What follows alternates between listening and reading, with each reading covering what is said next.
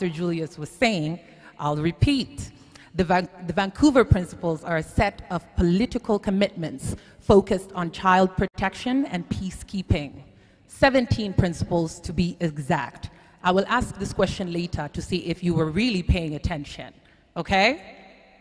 Are we here today? I want to hear from this side and I want to hear from the other side as well. Are we here on this side? Okay, can we say 0 child soldiers? There we go, 0 child soldiers over here. Child soldiers, okay.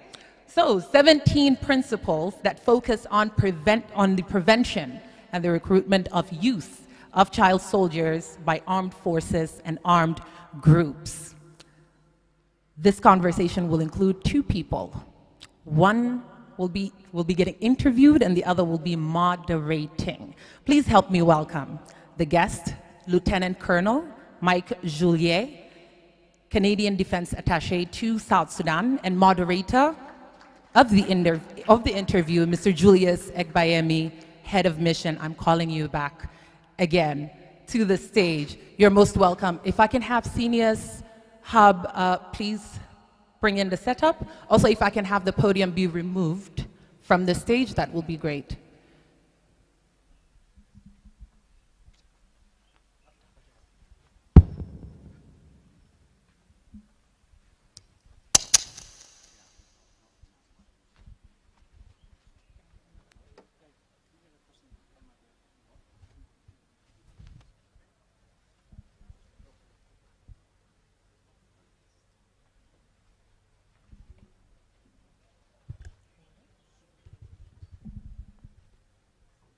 Both of you are most welcome on the stage. Testing. It works. Well, I guess I can start off by introducing myself. Lieutenant Colonel Mike Juillet, it's July in French. Tough one to pronounce for Anglophones, but if it's some Francophones there, you probably can pronounce that one correctly. So yeah, it's really an honor to be here. I'm a non-resident defense attaché, unfortunately. I work out of Addis, but I also work with the African Union, Djibouti, and South Sudan. My second visit so far since becoming the new attaché last summer, and I've come full circle. So I was a previous peacekeeper here in 2006. I was a military observer out of Juba, and I also I organized the ceasefire committee meetings with the force commander. So I got a real good chance to see most of the country. So we have thanks. to sit down. Oh, we got to sit down. Okay. I wasn't sure about this format here. Yeah, that said, I've come full circle, so it's really cool to come back as a defense attaché, quite honestly. And it's when I was a young captain here in 2006, the country left an impression on me, and it's something I've took with me, leaving the country ever since I joined the military. So now it's over 22 years now. But it's really an honor to come back and help push things forward. So, yeah, I guess we got a video after this too, right, sir? Did you have questions for me, or I can continue. Show of hands. So before this event, who actually knew about the Vancouver Principles? Nobody? No one on that side? Show of hands. Who knew about Vancouver Principles? Hands up. I only see a couple of hands. Well, you know what? I'm not surprised, because big deal, right? Vancouver Principles, why are they so important? Well, I'll tell you. So yeah, most people think we have very well developed child protection laws that have evolved over the decades with our numerous peacekeeping missions since the 50s, right? Well, listen, these principles are they're standards. They're actually applicable standards, and they're really the pinnacle of the evolution of all the child protection laws, and these are implementable. Best practices, as our host had mentioned, 17 principles that they didn't come out of nowhere. This came out of the blood, sweat, and tears of the last 7 years of peacekeeping, okay? There's been a lot of research. We partnered with the Dallaire Institute, and we looked at 7 years worth of peacekeeping research. So this is kind of distilled from this research. We've developed these 17 principles. And you know what, yeah, 100 countries, that's nice, but you know what, that's only half the world. We got a lot more work, and I need everyone here to help us promote this. And this is going to be my #1 priority here as a defense attaché, quite honestly. Anyway, I'll stop there. Over to you, sir. So over 100 countries have signed onto the Vancouver Principles. And I can tell you that Uganda, Kenya, even Sudan have signed on to it. So keep those numbers. How many countries? How many countries? I think 105 last time I read. But I got my work cut out for me, sir, because I got to work with South Sudan, Ethiopia. The African Union also doesn't quite have a standardized package for developing its soldiers to go on AU peacekeeping missions, which will be the future, right? If anyone knows about the African Union 2063 vision, Africa is going to take over all these missions and look after their own issues, right? There won't be UN here in Africa. We'll be advisors at this point. You know, this is so. Anyhow, yeah, I got some work ahead of me. But questions or comments on the Vancouver Principles? We want to make this a bit interactive. Don't be shy.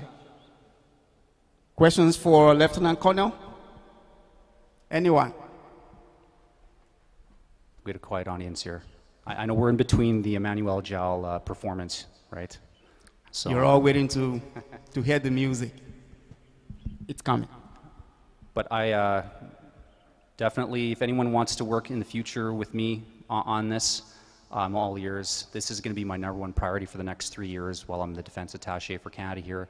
I'm looking forward to working with anybody who wants to further these principles, operationalize them, you name it. So there you go. The invitation's sent out there to everybody here. So and thanks to everyone for making it out here. Thank you. If I can ask, maybe you can let us know how effective the principles have been so far and what you're hoping to achieve with them moving forward. It's a really good question. I know nationally, I've looked at some of the stats. We are trending worldwide down, but there are pockets of countries that have trended up. But I think in general, it has been, we are trending down, and I think the principles have certainly assisted forces that are having to tackle these and prevent these issues head on in various peacekeeping operations around the world, not just UN, AU, but other regional blocks of countries that are doing coalitions of the willing peacekeeping. They're using these principles, from what I understand. And it's a good question. I'll take that back as well. As part of the Canadian Centre that we established in Kingston, we do a lot of research and analysis on the principles and effectiveness. And I can follow that up with a more concrete answer. And even in South Sudan, the trend is going down nationally.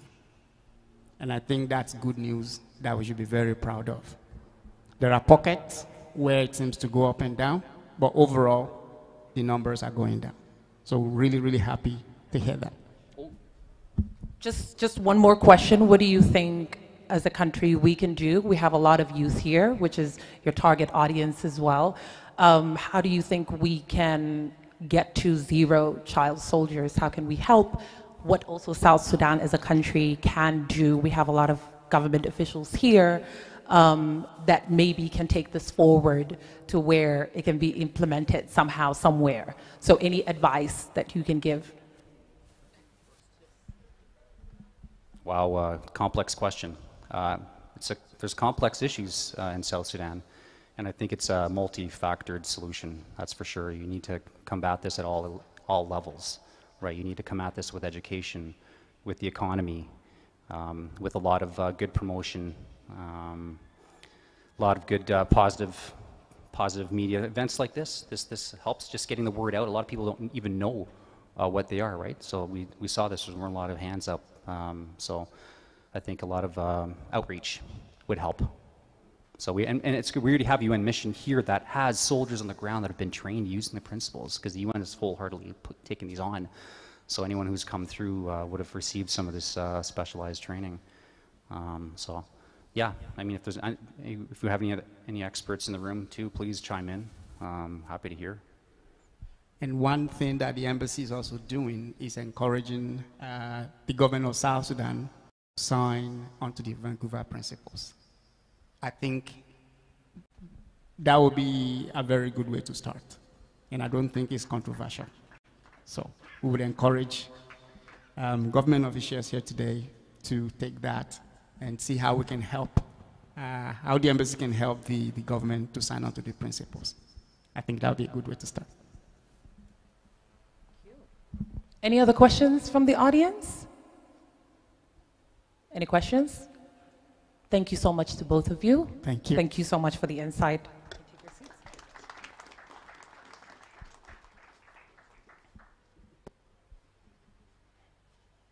We have another address coming up, but I think maybe we a little bit of art, poetry, something. What do you think?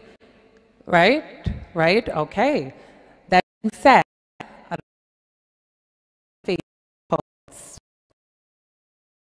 that has such a big voice, such a loud voice, heard by anyone, anywhere, so relatable. Her poetry has been so amazingly relatable. An athlete and a feminist, the most controversial word in South Sudan. Please give me welcome, incredible Tata Diko. You're most welcome.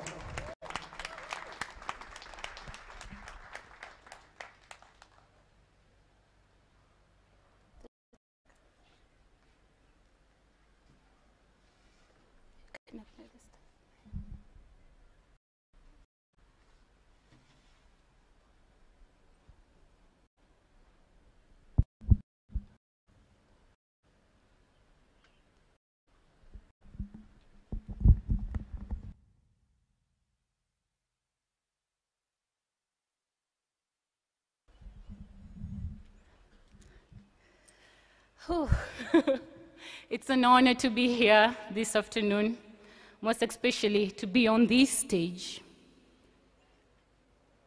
And before I share my piece, chorus to a song that gave so much hope to my father, the many years he spent in exile until he died. And it gave me as well so much hope, the many times and status. And I believe it's a song that most of our fallen heroines and heroes sang, and most of the South Sudanese. Yei belet na kul na ikwat, junubi belet na yei belet na wakul na ikwat, junub de belet na yei junub Sudan belet na. I didn't choose which body my son.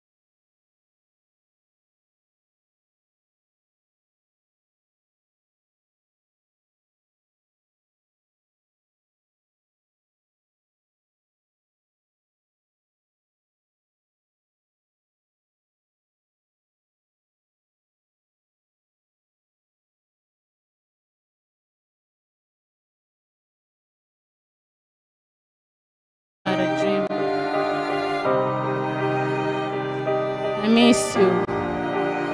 I constantly find myself walking around, hoping that maybe you'd come around. Humanity, I cannot save your face. You cannot save her face. Her face can only be saved by we together. We put aside our differences and make known the impossible to possible. For division has not been the mission, but to feel proud when she has to face the mirror, like the beautiful coloring of the mural painting every heart, our hearts with colors of love. For it is us to uphold our responsibility to the unborn generation.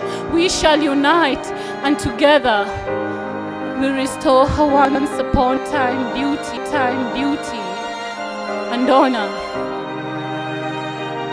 Humanity, you taught me to love me and to love her, it as me. Goodbye.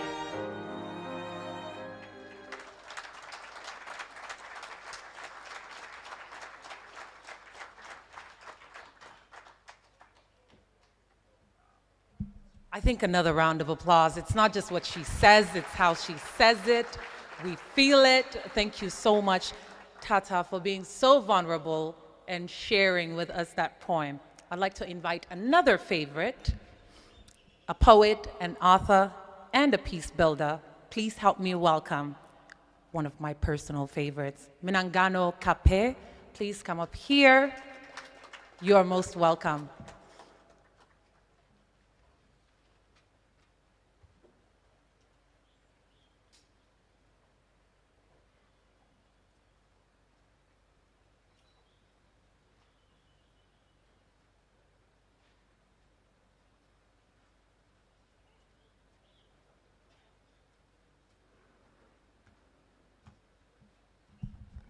Hello, everyone. Hello. Thank you. So my name is Minagano. It's great to it without telling you briefly what the story was. So the poem is called Colors, and it is a piece that I wrote in 2018. In 2018, a friend approached me and gave me a collection of artwork that was drawn by young South Sudanese children who fled the conflict, and they found themselves in a refugee camps in the one of the East African countries. So these are children who, some of them fled with their families, and some of them were child soldiers, and they managed to leave the different groupings that they were part of. And so that friend of mine is using art therapy as a tool to try to help these children to deal with the trauma that they're facing. So there was a collection of paintings, and when you look at the artwork that they have produced, you will see guns, children holding guns, houses burning. But one beautiful scene from the drawings caught my attention. There was a child with a school bag. So to me, those paintings, it does not only represent pain and hopelessness, but it represents a lot of hope. And I told that friend that no amount of poetry, no language, no words can be enough to translate the feelings and the emotions that these kids have put into the paper. So when I try to translate the drawings into poetry, I'm just saying this is me showing solidarity, but I can never be able to understand the pain and the trauma that they have gone through. So, because I told my friend, whenever I get to perform this poem, I have to tell the story, because this is their story. So, colors. Painted in colors, each line portrays a story. Each hue reminds me of the night of walking beneath the moonless skies. Our prayers for the moon not to shine. Once upon a time, her light was a wobble of gala, a sign for the fable's time. We dance underneath her shadows, singing beautiful songs like Gamarata la Jedid, oh yeah, Gamarata la jadid, oye, Gamarata la jadid, oye. The new moon is out, the new moon has come. But that was when the moon was still our friend. That night of running, Mommy asked us to pray for the moon not to show her light. We prayed for the moon not to open her white, milky eyes. On our knees, we begged the moon not to open her white, milky eyes because she said the moon, her light would betray us. Then I couldn't understand how something you consider yours betray you. But now I do. Our own village betrayed us when it sacrificed our people. It started with my dad first. Our neighbor's family line was cleaned, blurred, frail. This painting is a reminder of the thunder that spewed without rain, without clouds, a reminder of the rain of fire that burned my grandmother's heart without a stick of a matchbox, a reminder of the rain of fire that burned my grandmother's heart without a stick of a matchbox. This painting is a promise of tomorrow bellowing deep inside, a promise of tomorrow excavating the earth it is flowering. This painting is a promise of tomorrow. This painting is a promise of tomorrow wrapped in our rugged cloth, a promise of tomorrow rinsed by our agonies and sorrow. This painting is a reminder that the future is bright. This painting is a reminder that the dark clouds will bring rain, because my mama always said that the dusky clouds will always bring rains and abundance of grains. Thank you.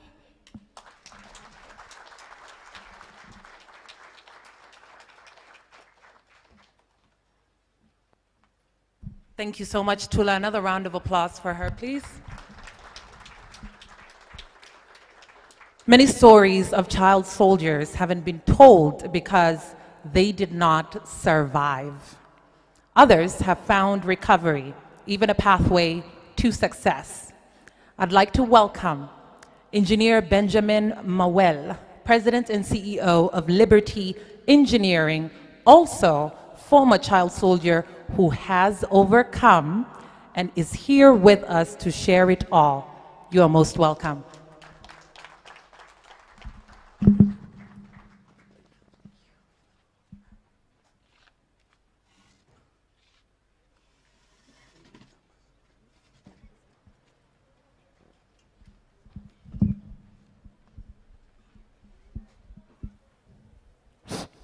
I can see Mr. Julius is really coming for my job. He's doing all of the interviews today. So he will be interviewing Mr. Engineer Benjamin. You're most welcome, sir. Thank you.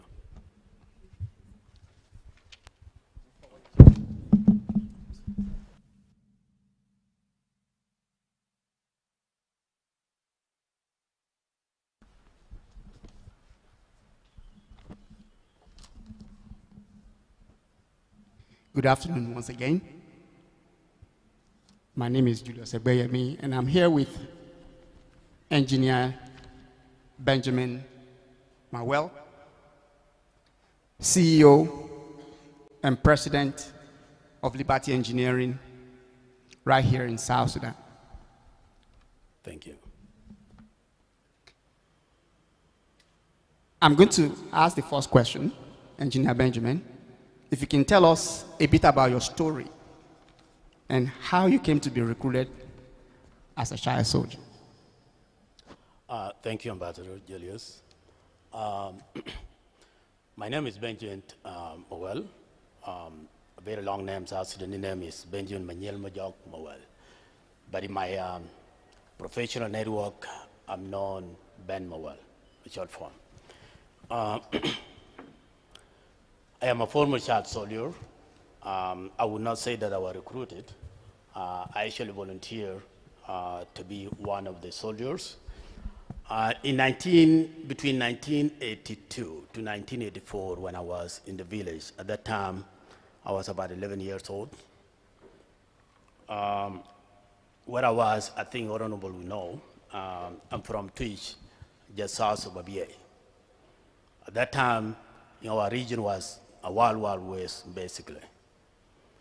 Most people from northern Abia, especially Arab color, they used to come to our village. They raid every single cattle that we had. And I was very, very young then. A lot of young people were around. Every week, what we do is just running around. There was no school.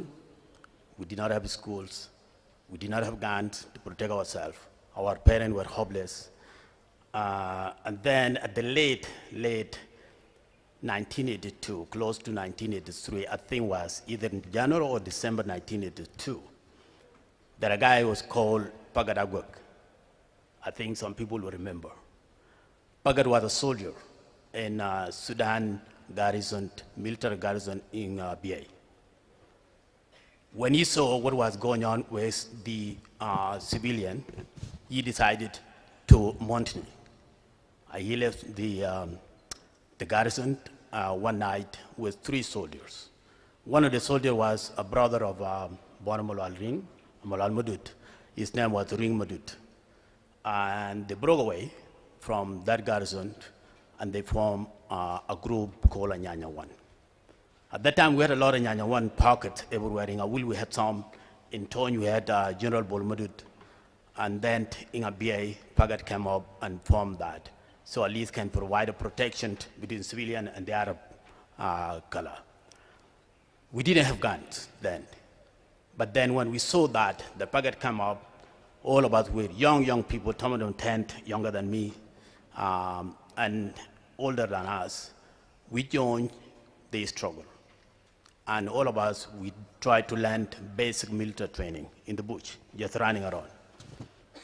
Until July of 1983, when that time SPLA and SPLM was formed after Major Carbino Kwanyin shot the first bullet in Bor. We got a message that you can go to Ethiopia and get a military training with quality, and then get a gun, and you can come with your gun and you protect your own family and properties. So all of us, we volunteered to go to Ethiopia. And then when we left, I don't remember, if I recall really well, I think we left in September. In September 1983, that's when we left to Ethiopia.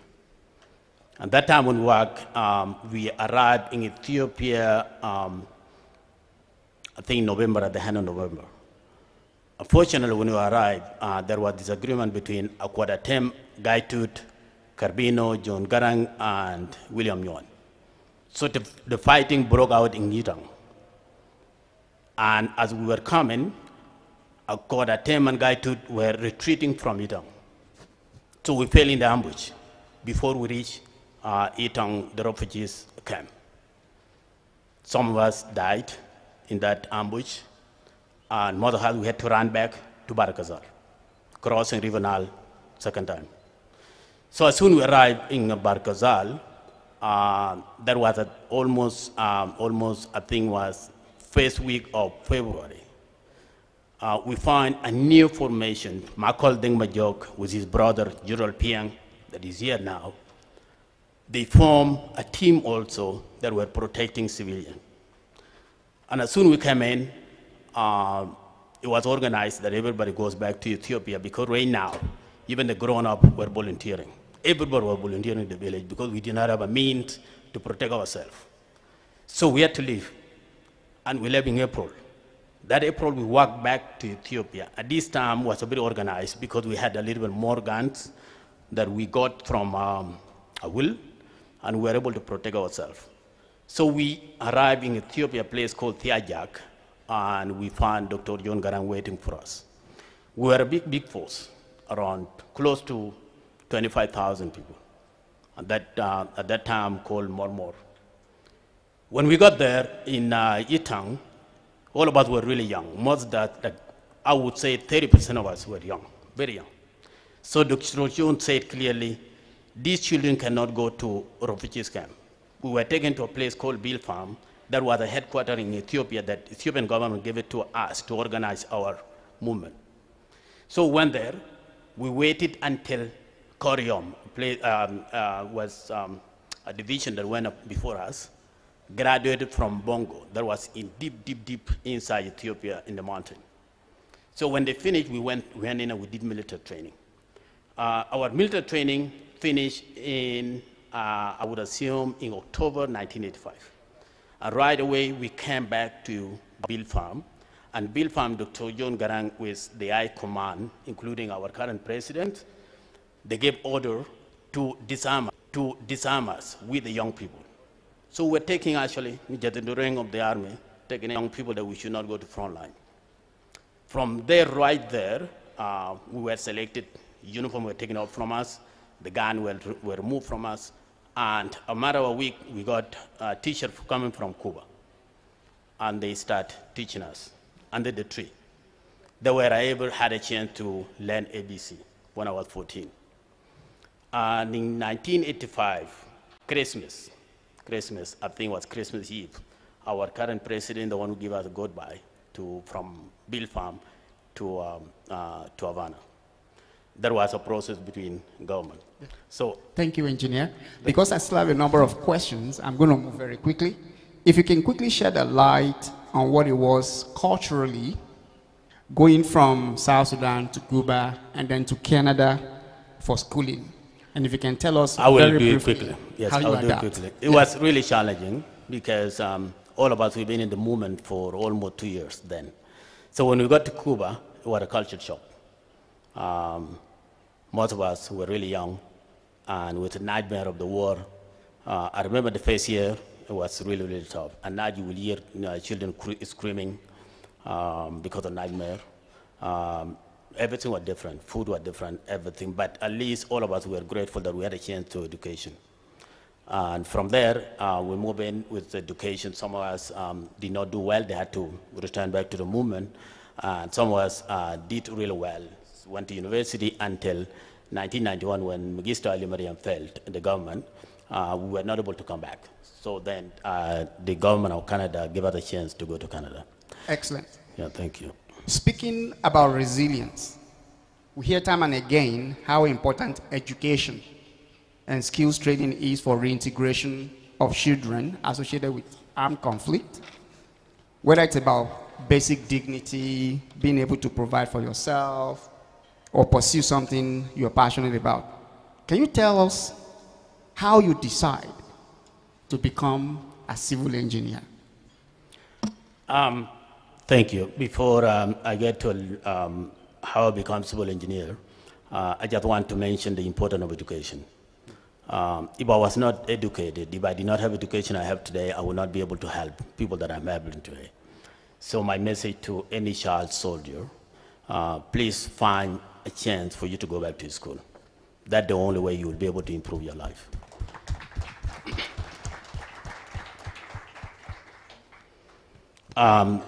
Becoming a civil engineer, first I wanted to be a lawyer, but then I realized that being a lawyer and go to school and learn the law in a communist country may not be a good idea, because at the end of the day, I know I was going to leave Cuba at some point. So I decided to be a civil engineer, because when you are an engineer, especially, anywhere you go to, it's just about numbers, and anyone will give you a chance to give you a job. That's the reason I decided to do civil engineering. Excellent. Now we're going to transition very, very quickly. During this journey, there was a specific piece of advice that resonated with you and helped you keep going.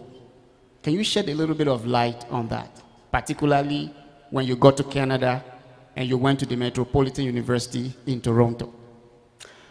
My family. My family. Exactly the way I left them, the condition I left them in, they were the biggest why that I ever had. I would wake up every morning, and the first thing I would do is visualizing, ever meditation, and that's what I can see the condition I left them in. And I keep telling myself, the only thing that will get you a chance to help them is to get education. And that's why I was able to succeed. Thank you. Thank you, engineer. Second to the last question. How are you making all the lessons you've learned from your experiences as a former child soldier to a successful entrepreneur, president and CEO, and sharing this with the next generation? During my journey, I learned a lot, and I would say gratitude. I'm really grateful that I was given a chance the moment to go to school. That's why I decided to come back 2012 and found Liberty Engineering. It's not because I wanted to make money, but to give it back to the people. Thank you. You know, sometimes when I think about it, you are in the military rank and somebody just go, no, just tell you, lay down your arm and go back to school. They are giving you a second chance, because at that time probably I could have been one of the guys that died fighting. So my chance is to come and train young people, and that's what we're doing right now. We're training young people, we're creating jobs. And those kids, without knowing, they could be some of my colleagues that I train with them. And that's what really gives me that strength every day to help them. Thank you. Liberty Engineering, if you don't know, is probably the only consulting engineering firm in South Sudan. Ben is a professional engineer, one of the highest standard program in Canada, the certification. And his company is one of the major consultancy firms that works for the US Embassy here in South Sudan. They're a team of professionals, and they're doing amazing work here in South Sudan. They have close to 80, if not 90 employees, and they keep growing. And the last question is, what's your vision and hope for the future of South Sudan?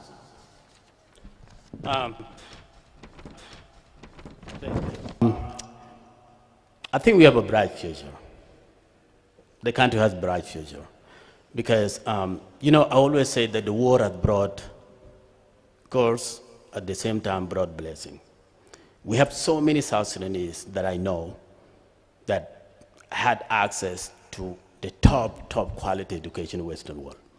Doctors, engineers, educators, accountants, and people here in East Africa and in Sudan. If we all just put our hand together, forget about greed, and work for the nation, we can be a great nation here. Amazing. Thank you. Thank you. Thank you, engineer. Thank you.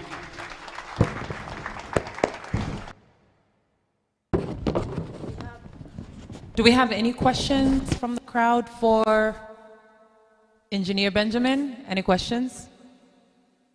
If you don't mind, I would like to ask you two questions. I think you mentioned in the beginning of your journey you volunteered to become a child soldier. This is something that we see a lot in South Sudan, especially now that young people are volunteering to become child soldiers. Why do you think it was very attractive to you? Maybe we can learn through your experience to understand more of the young people today and what exactly they're looking at. What was it? What made it so attractive? Was it lack of access to other activities, lack of access to education? Why was that your only option? Well, I'm not too sure right now what's going on, but before that, I wouldn't say that it was anything attractive. The only thing was attractive is that you're able to get gun and come protect yourself. That's the only things. You know, I read a book called, I think somebody maybe has had access to it, Man's Search for Meaning. It's by Viktor Frankl, a guy that is Holocaust survivor. If you read that book, you will see why all of us we volunteered then. Personally, I think what happened here was a genocide. People don't recognize or not, I don't know, but I've seen it myself. Thank you. Understood. Another question I have is on just healing and trauma that you grow up with. It can't be something easy to get over or get through. What have you done to get here in terms of healing? How do you heal from the trauma, all of the terrible things that you have seen? Um, obviously, I was a lucky kid. You know, Henry Ford says that the harder you work, the luckier you become. My case, I was very, very lucky. Lucky in the sense that I was taken away from the arm and then sent to school. And I was able to take advantage of that. This trauma thing is hunted me down for more than 5 years. I would have nightmares, until after 5 years, that when it started slowing down. And I improved so much when I get to Canada. But when I was in Cuba, it was really, really hard because all of us were together and we keep reminding ourselves of what happened. But when we went to Canada, we were spread out, so you could live alone and you don't have anyone to remind you. It's really, really tough to get out of it. Thank you. Okay, I saw a hand raised back there. Okay, one question. If you can come in front here.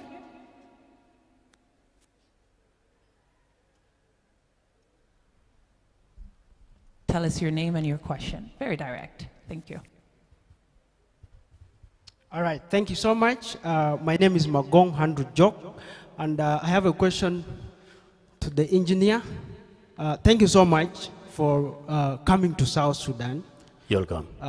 Actually, having got an education from abroad and you come and change the society is something great, and we have to appreciate that. Thank you.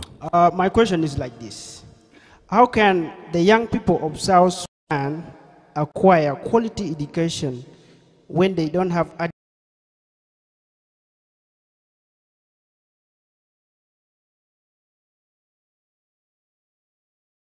Can you have a chance and get Canadian education?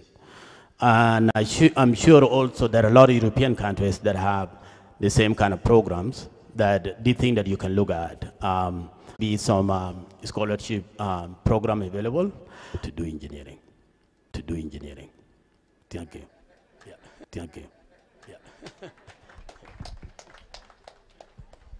Any other questions, or are we okay? Okay, one last question.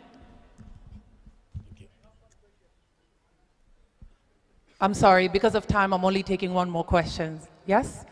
But Engineer Benjamin will be here, so you can meet him later on and network. I'd just like to follow up on the trauma healing. Just to go to America or trauma healing. From the West, now you see there are a lot of people, alcoholic, didn't go to school, and they're stuck. They're stuck, they can come home, and they can help themselves, or can even help the country they're in. What would you do as a diaspora to make sure they are reconnected back home?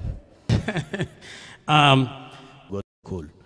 But what I can advise is, and if you are here, nations, especially UNICEF, they may be able to help you. Thank you. And vulnerable with your story. We have learned a lot from your experience, and hopefully when it comes to healing and trauma, can get the help they need when it comes to that. Okay, before I move on with the guest of honor speech, I'd like to insert a little poem. How do we feel about that? This side, I want to hear Zero Child Soldiers, if you agree. I did not hear it. Okay, what about this side? You are not ready. Nobody ate today before they came. Let me hear it one more time. Zero Child Soldiers. And, okay, we're in agreement that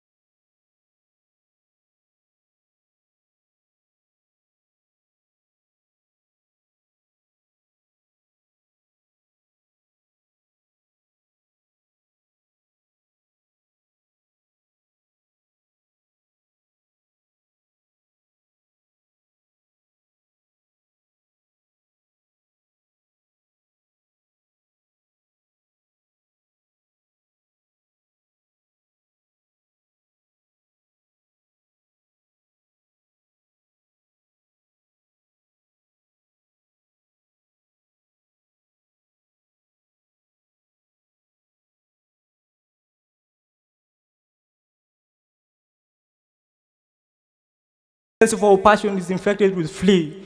Hence, we help homeless children and homes to ban politics, religion, family, and peer.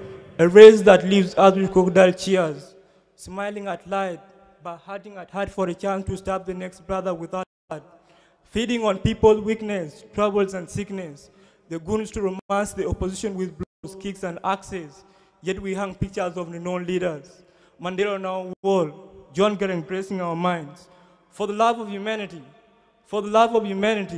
young seeds spring up, the nation to peace, away from bleeding. Let's embrace peace. Thanks so much.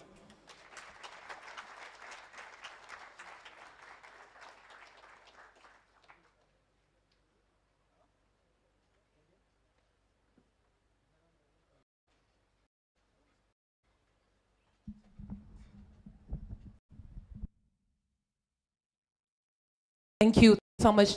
Another round of applause for Dude, please.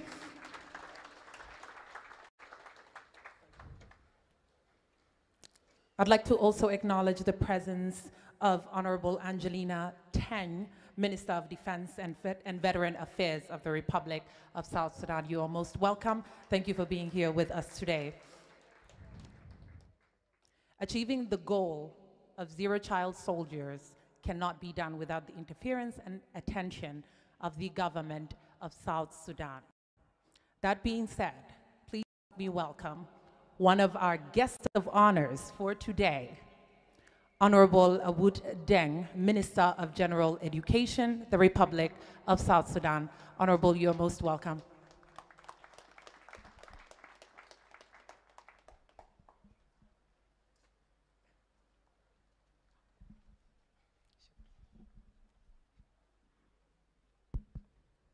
Honorable Minister of Defense and my sister, Angelina Teng, His Excellency Julius, in charge of the Canada Embassy in South Sudan, all the ambassadors present, my sons and daughters present here in this gathering, let protocol remain observed. I want to congratulate the embassy for bringing this gathering to remember this important day that is celebrated all over the world. A story of South Sudan, I think it has been explained by our children, but I just wanted to say that it was between death and life for these children. It was not a force alone. I remember vividly in 2004, I went to the front line with some of the MPs from Kenya, where Commander Gadet was commanding forces. And we found 30 children carrying the gun from 10 to 7 to 8 to 12. The biggest one was maybe 14. And the MP asked, this was Professor Nyang Nyong, why are you recruiting the children? And he said, it is better you are the children.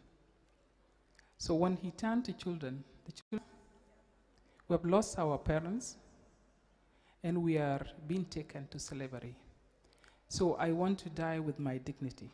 I want to die defending myself, not taken as a slave. That was a story that touched everybody. So many children in South Sudan, whether from northern Bahr Ghazal, where the raid was a single day and night, where children have been taken to slavery. And I think the story is known, how many children of South Sudan have been taken to slavery. So they chose between carrying their dignity and choosing to defend themselves, not the land, because their fathers were there. So this is a story where many people did not understand that the children volunteer because they want to defend themselves. When they came, many of them were taken to Penyudu, which is a well-known refugee camp. And including Dr. John himself was a teacher. He used to go to and teach. And I'm sure all the children who were in Penyudu spoke all the languages of South Sudan. And they were brothers and sisters. So when the journey came in 1991, when they were pushed out from Ethiopia, there are other stories that remain up to today on the mind of our kids, on the minds of our mothers, and the minds of our men. So it was a story of saying, where do I go? And I know River Gilo has taken so many children of South Sudan. And those who they're handing over to UNICEF by then in Rumbek of not less than 4,500 child soldiers that were picked from the army to be sent back to school. It is recorded as a history. We were very mindful. It was not just a war of defending ourselves, but also were conscious about education. So all along, you have heard from him. There were a number of children who were taken to Cuba, and all it was about education. And from there, they went to Canada. Majority of them are in South Sudan today as leaders. We knew that we have to sow the seed. When the war is over, those will come and take over. I also know that there were children that were in the army when I was a former minister of gender, that many of them were demobilized from the army and handing over to the government and our partners so that they joined the school. Recently, in Lakes State, where there was communal fight, there were children. And we have come up with the slogan of saying, drop the gun and pick the book. And those children who were, those who voluntarily gave their guns, we have given them books to go back to school.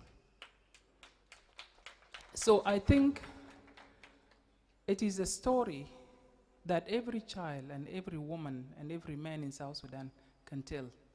But for me, I always believe that South Sudanese are very resilient. They can face any situation, but they will continue to learn. I have conducted for the last 2 years examination in the internal displaced camp. There are those in Egypt who are taking our exam. They are not in this country. And we were the only country during the difficult time of coronavirus where people don't believe that education in South Sudan is strong. Everybody who went to neighboring country, came back and registered here and have their examination in South Sudan. So I think step by step, a nation is not built one day, but we need to be very focused. That we need to help this generation to prepare them for tomorrow. And I want to say that quality education is not new to us as South Sudanese. We had a very strong education in the past. It was destroyed during the liberation struggle. How many generations that has missed out in South Sudan who did not see anything called a classroom? But those who have struggled to be under trees and they were taught, today they are here as engineers, they are here as doctors, they are here as teachers, they are here as professors, and they're still giving services to this country. So I want to say that the story of a child soldier that has chosen, and as a child soldier that has may have been recruited to the army, and from after they have left the army, today, and my sister will testify, we have so many who have graduated in Juba University here. And they are giving back teaching in the same institution. So I think for me, quality education is not just for the government alone, but we must create that conducive environment, all of us as a family and our partners, to make sure that South Sudan walk the same path of everybody. So our commitment as a government to make sure that there's quality education is enshrined in the Constitution, it is in all our legislation, And we have started doing this a step, starting from a child sharing, 19 children sharing one book. We are now a child having a one-to-one book. From no salary for teachers, now we have gone to 140% payment for teachers and additional allowances to improve the condition of service of our teachers. We have teachers who are qualified. Just on the 6th, our president enforced the constitution to say all public schools must register children free. And we are in the process of implementing that, us and our partners. So I think education, there's no nation that can develop without education. My mother, my late mother, during the liberation struggle, when kids were saying we are naked, we cannot go to classroom, he said, no. It is your body who is naked, but your brain is not naked. So go to the class and get the knowledge. And those children he has encouraged today are doctors. Some are pilots, some are professors, some are teachers. So I believe it is not about classroom. It's about a qualified teacher that giving quality education to our children. And for sure, we will not lose focus on education. If we were not here, we would have not fought the war we fought to liberate this country. So the spirit of those who sacrifice, as he said, there are those who are lucky who have seen the independence of South Sudan. But there are those who did not see the independence. They did not wait for that day, but gave their life, including my late husband, who gave his life for this liberation struggle. So I think for me as a mother, we are on the right track, and we will focus in ensuring that quality education reach all children in South Sudan. We will leave no one behind. There are places where we have no access, even just a road to deliver education material. But we've chosen even to take helicopter to deliver them to them.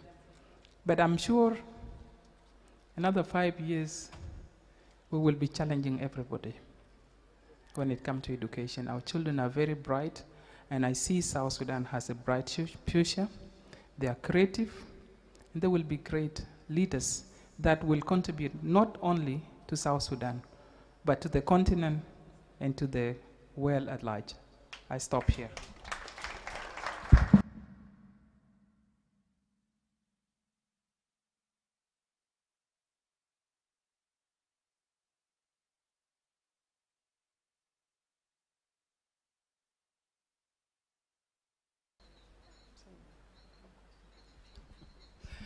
Okay, at this juncture, I want to welcome my sister, Minister of Defense, Angelina Tench, to come and share what she knows about child soldier and the defense.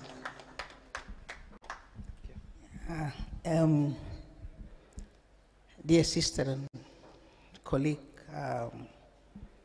Aoud Dengachwil, Minister of General Education, Tragedy Affairs, Canadian Embassy, all the ambassadors and all who cared to be here today, to be part of this. I first want to greet you, but I also want to acknowledge and appreciate your presence and to show that you care. It's a difficult topic. It's a difficult topic because it's a reality. I was a member of DDR Commission before it became a commission, from 2003 going to 2005, and we started the demobilization program with children, demobilizing kids from the liberation movement, regardless of how they got there. It is difficult because it actually tells you the tragedy of war. And I think this should be the focus. Why we say war, there's no place for war in this day and age. Because war does a lot of things. We've just listened to the poetry from the young men. We have listened to the engineer. It robs one of childhood, whether you have been a child soldier or not. It takes that away from you. It takes away innocence from you. I have seen it firsthand. More often than not, what was narrated by the Honorable Minister, and we heard also from the engineer, more often than not, kids were not forced. The situation forced the kids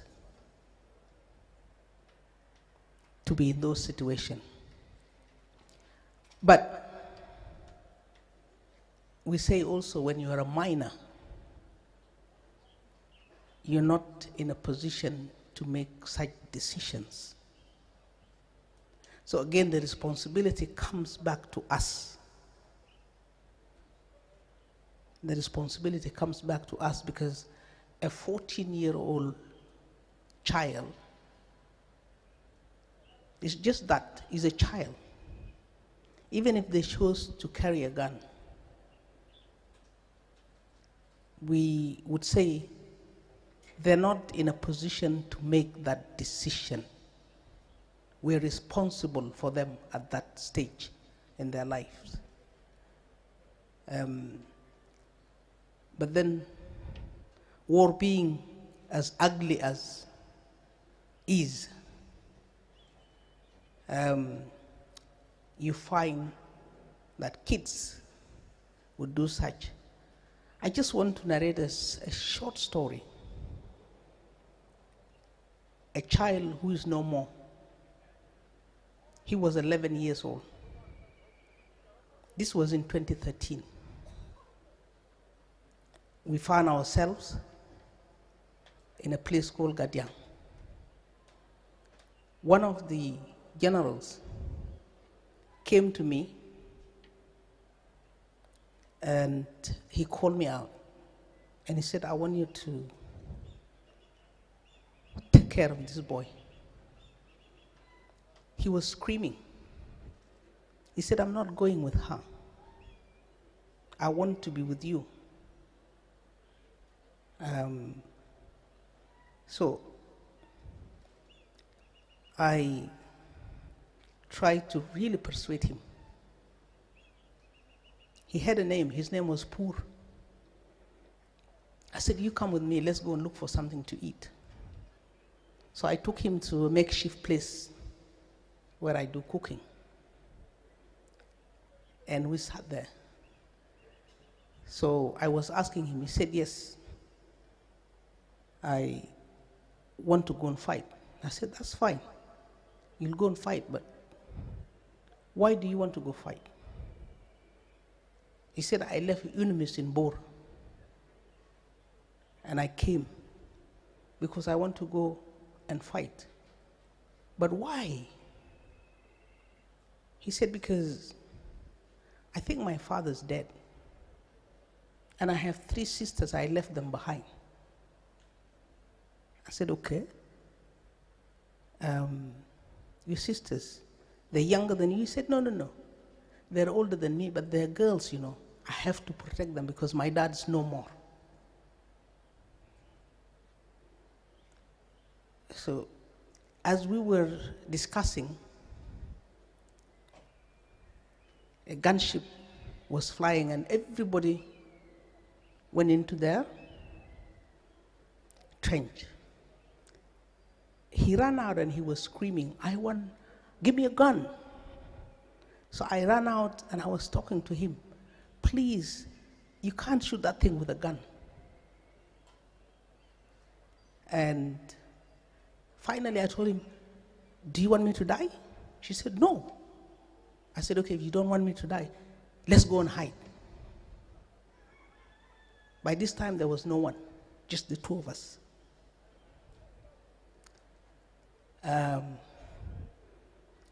To cut a long story short, I moved with that child for a couple of months. He was among soldiers. And I was trying to persuade him not to be around guns so much, which is very difficult because whenever we sit under a tree, there's always guns put around. So the only way to persuade him was to say, look, you be my bodyguard. But you see me, I don't carry a weapon. So you also don't carry a weapon. You see those bodyguards? When we're sitting, they don't even carry weapons. This is the situation when war breaks out, where kids find themselves. Now, no doubt, I am aware very much what a child soldier is, the definition of a child soldier. Because remember, I was dealing with demobilizing children from 2003. And here I am having a hard time persuading a little boy because I tried very hard to send him back to UNMIS. When we arrived at Kobo, I tried to send him to UNMIS there. He refused. And I knew very well, if I let go of him, he will definitely find his way back. So I had to keep holding on to him. So, to cut a long story short, I want to say we have a responsibility. It's not only education, but to ensure that we have that environment, stability and peace. Whenever you push for war, you can be certain there will be child soldiers. You can be certain you will not be able to stop them from taking a gun. You can also be certain that there will be the odd general who would want to go and use children. So our obligation becomes ensuring peace stays.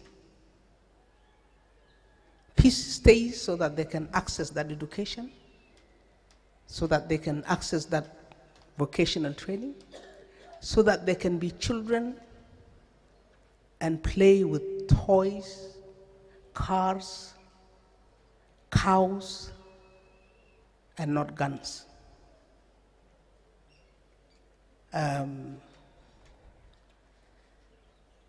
So, as sometimes when you're not in the ring,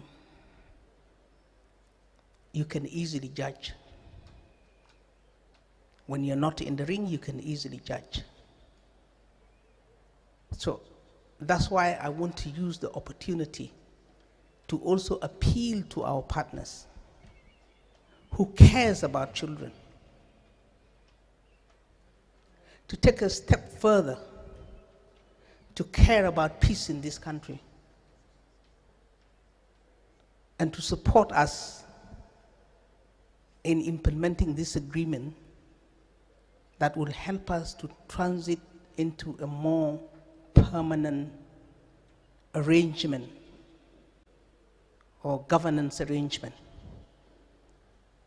that will diminish the possibility of going back to conflict.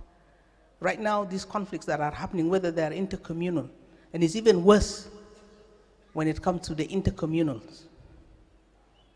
Because in those settings, it is not about the age. It is about initiation into manhood. Some communities initiate their boys at the age of 13, 14. Traditionally, those are men. And now young boys who would want to be part of that, if they are 12 and 11, they will sneak to go to be initiated in the bushes so that they can be part of that crowd. We really need to take away the romance that the kids see in this with weapons. Let me put it that way. We must really find a way of doing that, and that way is ensuring peace so that at least they can be falling in love with other things. Other things. And to know that gun is not necessarily strength. Having a gun is not necessarily strength. It's associated with tragedy and with death. So with this, I really want to thank the Canadian Embassy for creating this space, for all of us to have this dialogue. I think it's important to remind us. I also want to really take the opportunity to appreciate UN, because UN has been highlighting a number of days in a year, you know, remembering child soldiers, remembering women and their plight, remembering the importance of peace. All of those are given days that are earmarked. So I want to appreciate. Thank you very much.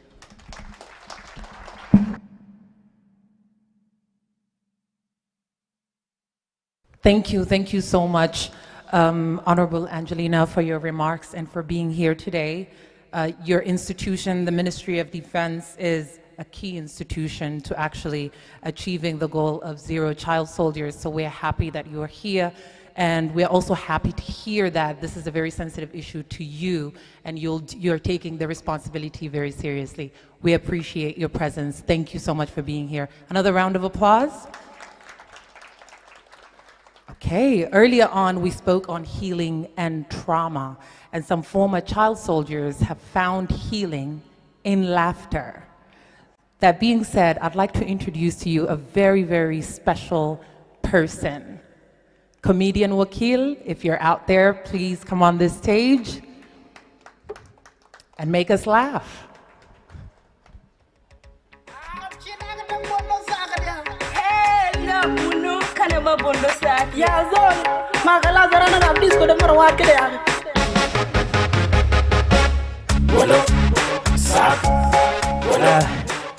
At least clap for me.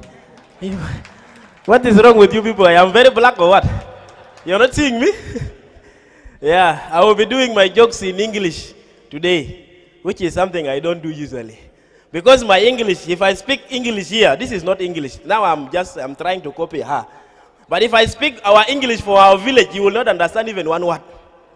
First of all, from my mother's side, if you go to this side of Numile, where you are, this Eastern Equatoria, you hear words like association, education, organization.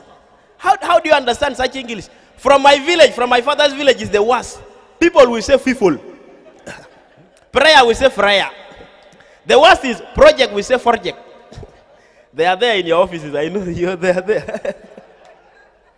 Now, South Sudanese are very unique. We are very unique as South Sudanese. I was in Canada last week, and yeah, in my dream. Why are you laughing? I don't look like someone who can go to Canada? Yeah, I was in Canada. Yeah, I was in Canada. You know, Canadians, you guys are so amazing. You guys are different. You're way different. And I've just realized that we are unique. We are very unique as South Sudanese. In Canada, I know you people know this, right? In Canada, when a policeman stops you, they're very polite, very nice. They stop you very nicely. Then they first greet you. How are you, sir? How are you? In Juba, how are you? They greet you. How are you, sir? How is your day going?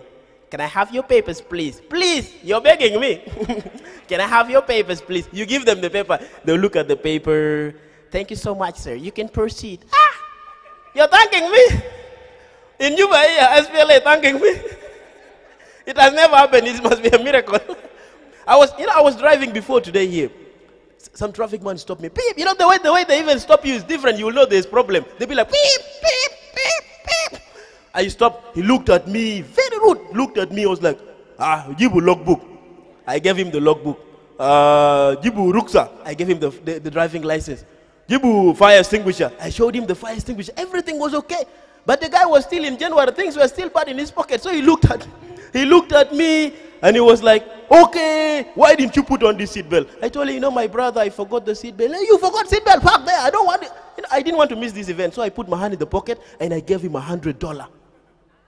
The guy looked at the $100 and he looked at me and he was like, my brother, you should have told me your seatbelt is wireless.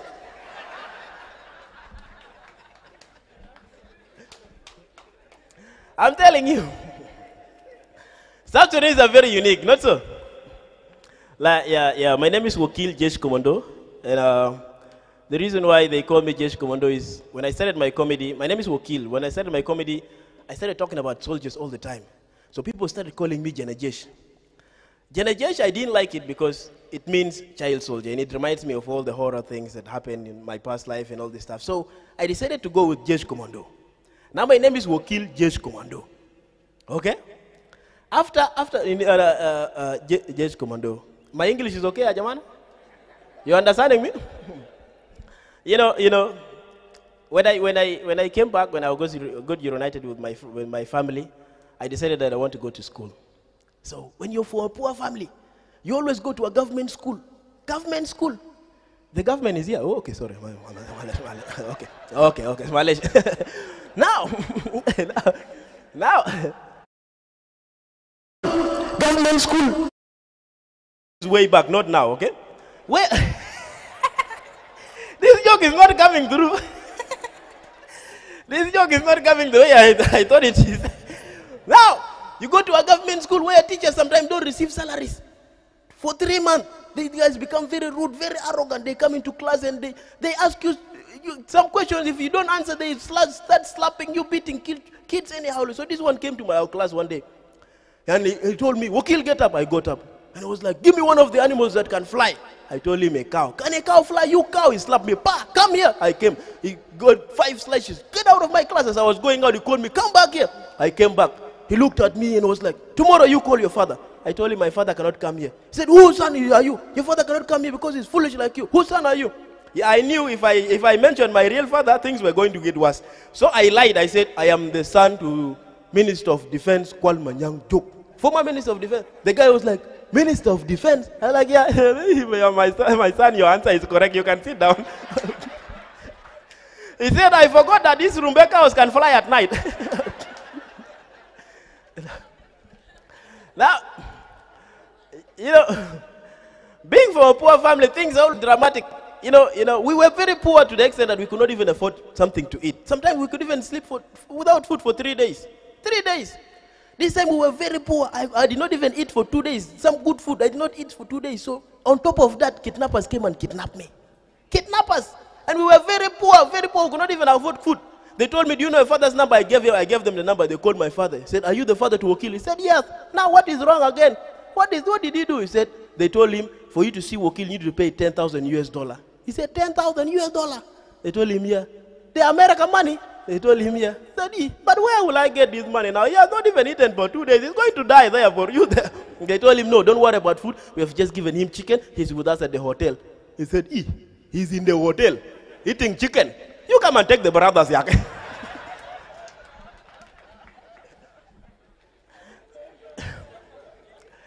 Yeah. Being from a poor family, things are always dramatic. Talking about South Sudan, do we believe that tribalism has really taken South Sudan way back? It has really destroyed South Sudan. And I'm one of the people that I hate tribalism so much in South Sudan. When I was at school, most of my friends were from different tribes. Different tribes. That's how I got to learn different languages in South Sudan. As I'm speaking now, I can speak Bari, I can speak a little bit of Nuer, I can speak Dinka. And this is very good, by the way. So, talking about tribalism, back then, we had this neighbor who was too tribalistic. who was too tribalistic. You know, this guy liked tribalism so much.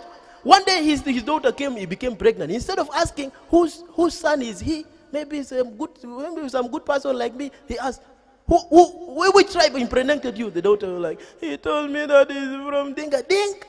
You brought Dinka in this house. You brought a Dinka to this house. I don't want Dinka. Blah, blah, blah, blah. Quarrel for 2 hours. After 2 hours, he asked, whose son did he say he is? He told me he's the son to His Excellency President Salva Kiir Mayardit. He said, President? He said, yeah, we are all South Sudanese. He can come. Yeah. Tribalism has taken South Sudan back. And it is really good it's really good to see South Sudan moving in a good direction. Right now, as you can see, things are peaceful. If South Sudan was not peaceful, if Juba is not peaceful, we will not be here. Yeah. I'm a big comedian, and I've traveled a lot of states in South Sudan. Like I said, I was in U.S. Unity State, people, Unity State. What is wrong with you people? I've never been there, but I can see a couple of ambassadors in the building. I'm winning a visa tonight. You're like, ambassador, you're here. Now, I've visited a couple of states. So my village people, when they heard that I'm a big comedian in Juba, they're like, no, let our son come to the village. Let him come and receive some blessing. Let him come and make us laugh. We have never laughed for so long. They took me to the village.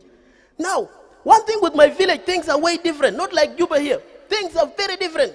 Even the artists. Here we have good artists. Very good names like Emmanuel Jal, Emmanuel Kembe, Emmanuel Nga. Those good names for artists. But in my village, because they listen to Lil Wayne a lot, their names have to start with the Lil. They like that Lil name for Lil Wayne. So I was backstage and MC was like, put your hands together for Lil Mabur. Lil Mabur came. He sang. He was like, he finished. Put your hand together for Lil Malwal. Lil Malwal came. Finish. Put your hand together for... Their names are all with M. Malwal, Makir, Majuk, Mayar. So I was like, I asked the MC, this is the only artist. This one is a very small artist. The national artist, big artist is behind there. I was like, international artist in my village and I don't know. Who is this guy? He said, don't worry. This guy is very big. He's behind there. He's going to come now. Now, I was waiting for the guy to come. They changed from the local language to English. For now, we are going better bigger. We are going better international. This guy coming is better bad. This guy coming is better fire. This guy coming is international. This guy coming is better bigger. I was like, this guy's killed the show already. This guy coming is blah, blah, blah. This guy coming, you put your hand together. Listen to his name. Put your hand together for Lil Big Dog. I was like, so you're the biggest dog here. Let me come and see you. I was waiting for the guy to come. He came with 20 bonsas. 20 bonsas. And he was in front. I was like, 20 bonsas. I was looking for the guy. He came on stage, pick up the mic. I was waiting for the American songs to start since he's international. He was like, I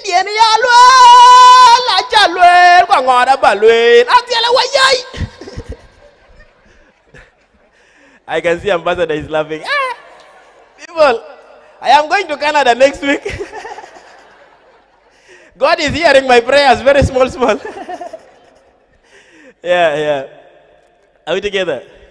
I was given 15 minutes, but because of time, some of us here have curfew tonight. So thank you so much. Thank you so much, my people. Thank you so much, Wakil. The time has come for our headlining act and former child soldier, an artist that has often, if not all the time, voiced the struggles of many, especially child soldiers and refugees, through his music. Emmanuel Jal, the stage is yours.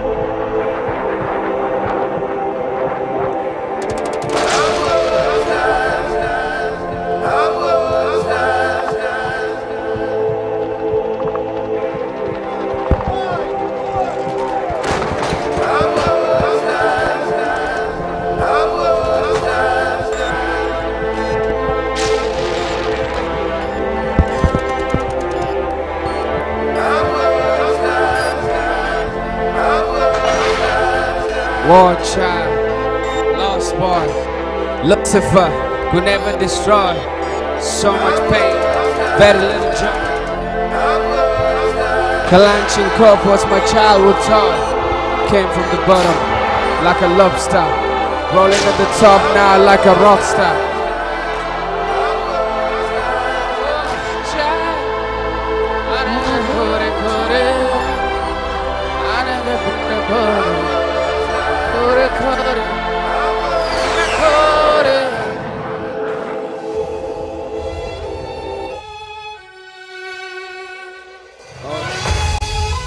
Looking for peace, maybe together we could make the war cease. Send mankind to the moon, we can bridge to the bottom of the sea. That's why it's really kinda baffles me that we cannot end wars and bring peace. We cannot change the way people act, huh? We cannot change the way people think. So we sit back, chill out and relax. Civilization will soon be extinct. That's why I am. Calling on the whole wide world. On the whole wide world. Come on, people, would you help me? Help me scream and shout. Let's scream and shout, cause we want peace, yeah. Yes, we want peace. To say the least, I dedicate this song to the common people, caught in the middle of this common evil. I wish the world was a little bit better. Time to start looking at the man in the mirror. Fear is their policeman. Fear me good genocide with him so he can feel a warm genocide. How about cause we can silent up the lamb cause nobody was speaking. That's why I am. I'm calling on. I'm calling on the whole wide world. On the whole wide world.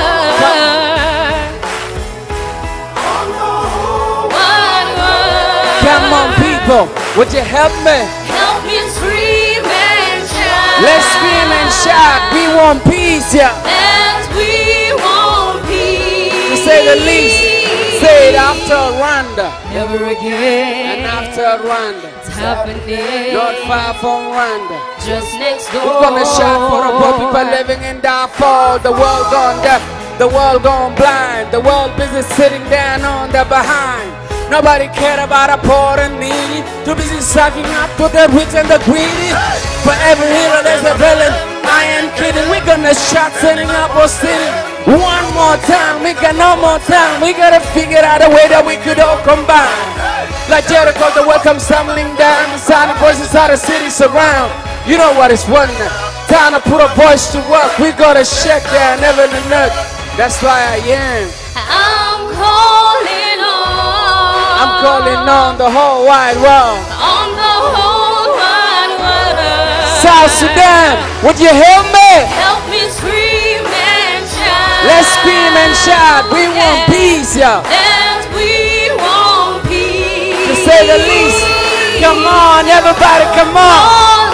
Come on, everybody, come on. Stand up. Stand up. Stand up. Stand up. Everybody stand up. Stand up, everybody stand up. Yeah. Let me see your peace sign, everybody. Let me see your peace sign. Hold it, yeah. We want peace. We are gonna get it. We're gonna get it. We're gonna get it. We want peace, and we are gonna get it. We're gonna get it. We're gonna get it. We want peace, and we are gonna get it. We're gonna get it. We're gonna get it. We want peace. We're gonna get it. We're gonna get it. We want peace, and we are gonna get it. We're gonna get it. We're gonna get it. We want peace, and we are gonna get it. We're gonna get it. We're gonna get it. We want peace, and we are gonna get it. We're gonna get it. We're gonna get it. We want peace, and we are gonna get it. We're gonna get it. We're gonna get it. Let me see your peace sign, everybody.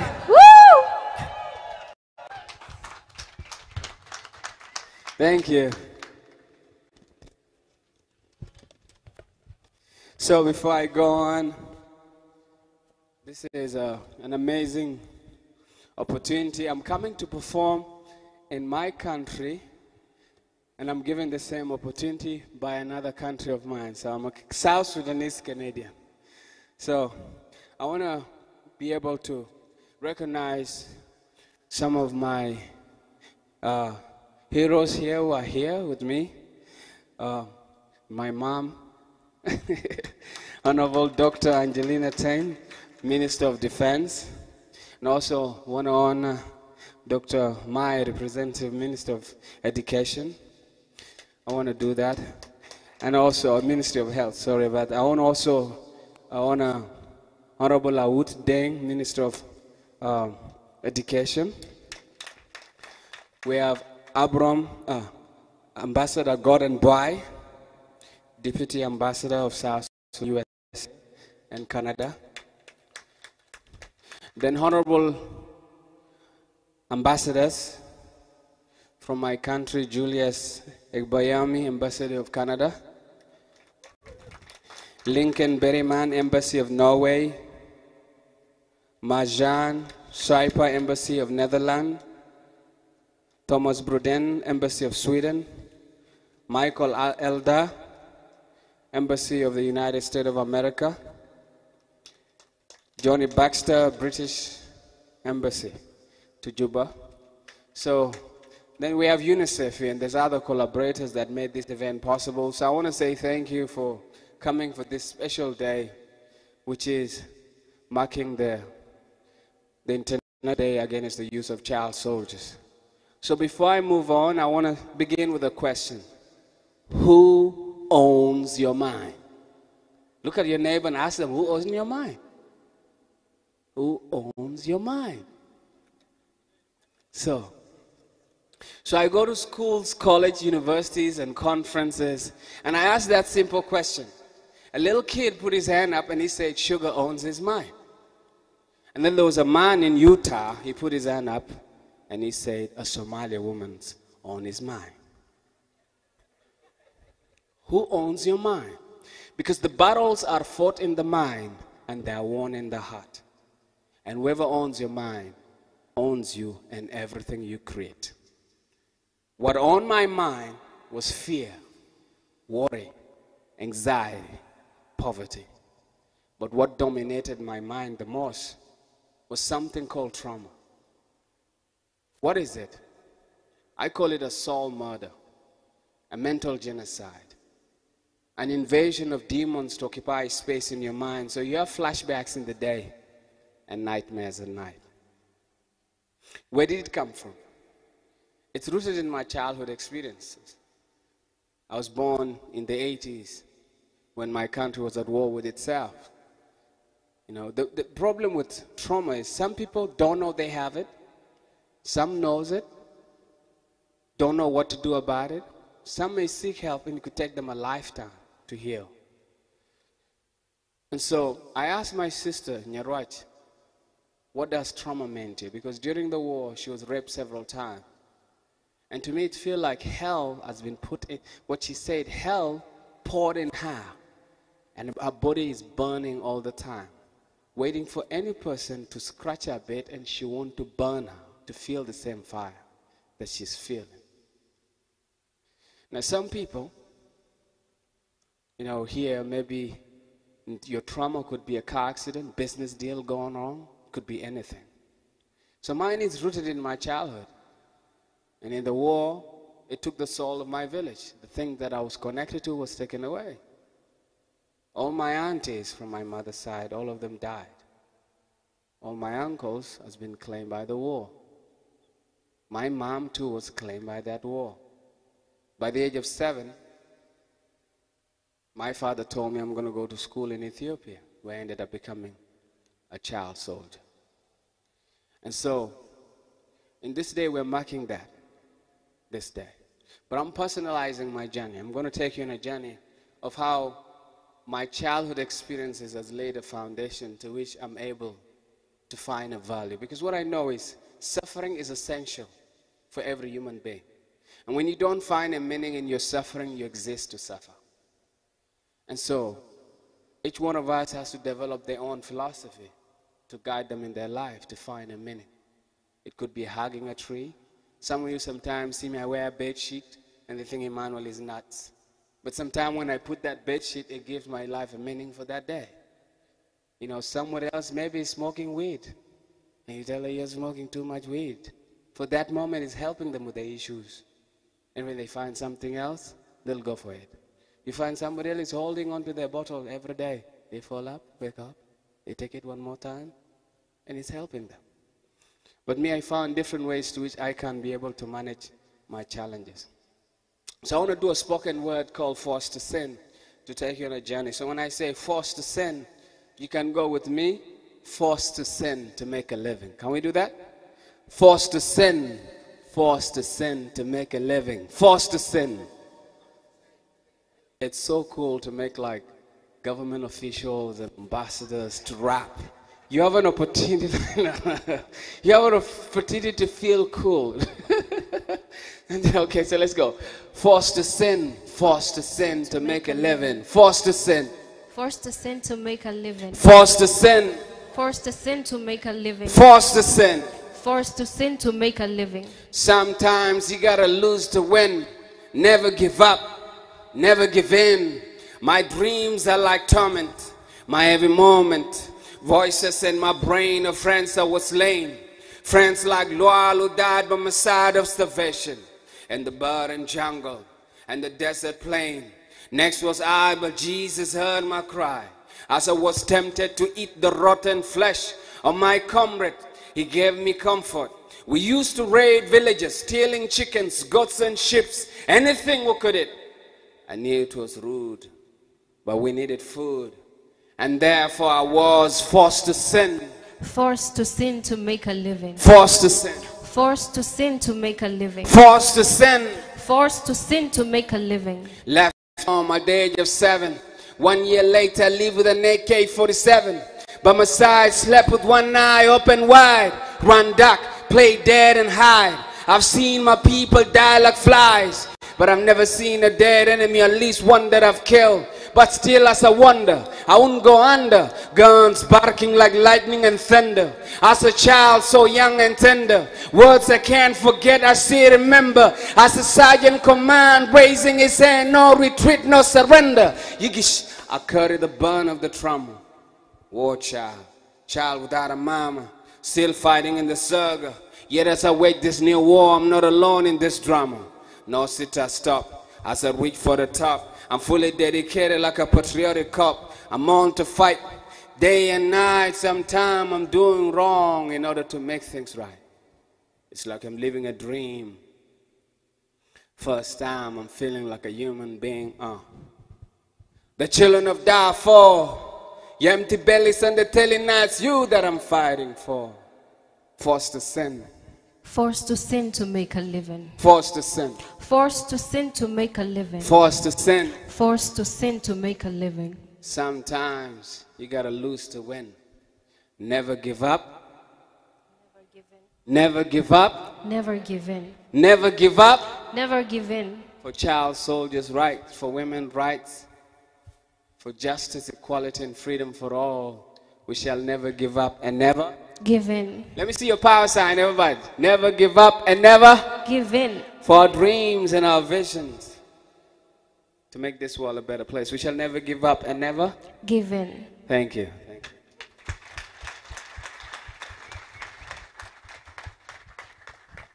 So I wanna go deep a little bit before we can have instead, because I was asked to share my journey and also perform. So there'll be a lot of important people here who are dealing with children, right? And people who are investing in my country. So it's just to create an emotional connection. So I want one of the lowest point I've ever been as a kid, now is my strongest point. I'm drawing principles that I've learned in that path that have helped me today. This Juba that we're in, I used to be in a place called Kurki, when the place was being attacked. So when we talk about trauma, some of you sometimes see me do this. Now that is a memory, sometimes I'm not aware when I do this. So we were in a bunker one time, and a bomb dropped. And so when I was in that bunker, something told me just move to the side. And if you don't move now, you're going to die. So I obeyed the voice, so I moved.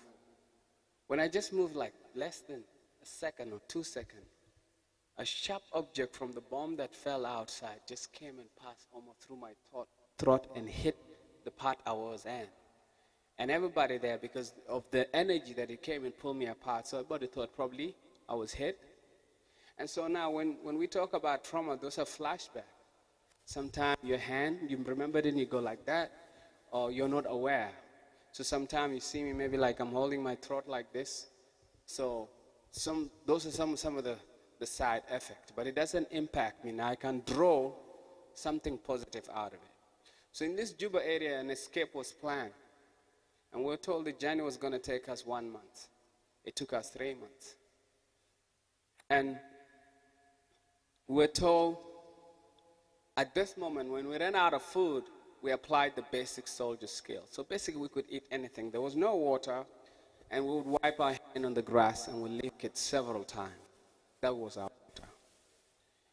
In this journey, I drank on urine in order to gain water when there was no water. But it actually made me more thirsty. I remember there was a child who was walking with us, another child soldier. He was promised we'll come and pick him. So we put him on the tree, and few minutes, like I was walking 50 meters away from him, when I looked behind, he took his gun and he cocked it, and he fired the bullet on his head, and he collapsed on the ground. Now the challenge I had to face in this journey was the thought of what he did. I remember standing, battling my mind, something saying, why don't you do like what this kid did? And how I was able to overcome it is, as a kid, I always wanted to be a part of a solution. So I used imagination. So whenever I encounter a situation, I hide in my imagination. I discovered two things. Through imagination, I can imagine the future in a negative way and to paralyze me, or can imagine the future in a positive way and it energizes me. And so I stopped and I imagined myself as a commander. So I said, one day I'm going to be a big commander. How would that look like, being commander? Inspired by William Nyonbany, who was one of our commanders then. I want to be like that. And so in my imagination, I go to the future and see myself as a commander. The next thing is, I want to be a pilot. So as a kid, your brain can take you through different aspects. And I would stand there going as a pilot, as a storyteller, as anything. When I get into the future, one thing I came to realize is my mood changed. So I discovered like imagination is like the eye of the future, but it's also providing fuel for our hope to stay alive. And that's what I was able to overcome that thought. But to move forward, the journey became more intense at one point where my left toe, even if you see like this foot of mine is burned during the war that time, then my left toe here was cut. So it was a difficult thing to do.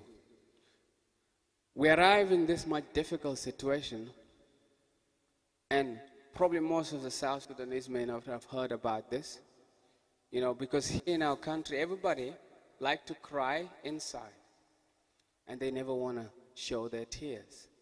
And that's why life is so difficult. So I mean, I've learned how to express and how to draw into the pain of the past and using it positively. And so at this poor moment, I discovered one thing in this journey. Because when your future, your present, and the past collide negatively, at one moment you lose hope. Now I'm starving, I'm dehydrated, my foot is hurting. And I tried to use my imagination, it couldn't come. So the pressure was high. What did I do? The thought that is telling me to end my life won. I took my gun. I tried to cock it with my hand. My hand was not strong enough, so I put it between my foot and I closed my eye. And I cocked it with my foot, and then I closed my eye and I fired the bullet. Now the bullet failed. Now the bullet did not come out.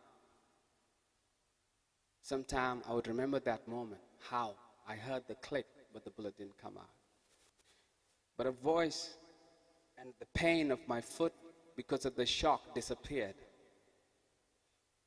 But it started coming back slowly by slowly, accounted by a voice telling me, you are here for a reason. then I pick that voice and I say, I believe I've survived for a reason. And for that reason, I'm going to stay alive. And that moment, I used that word and I repeat it over and over. It became like a mantra, repeating it over and over, believing that I'm in this world for a reason.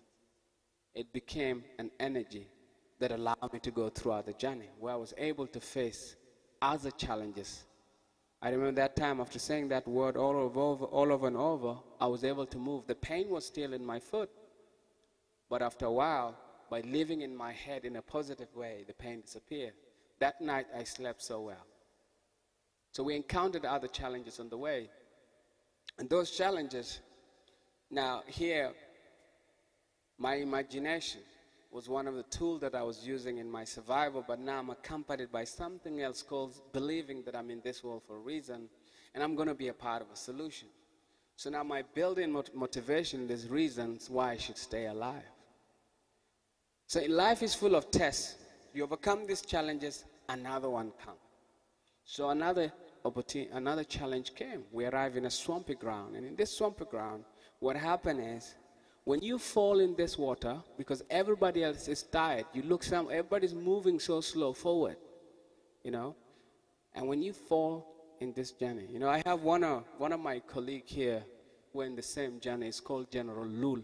If you've heard about him, he's a spokesperson for SPLM. If anyone knows about him, you could put your hand up. So if you've heard about him, so he was with us in this journey. He was the strongest child soldier who survived later on and came and sent in reinforcement for us. So in this water, some of the things I'm sharing are the principles I gathered in this journey became the blessing that I live my life with today. So we arrived here in this swampy ground. There's a child soldier who fell in front of me.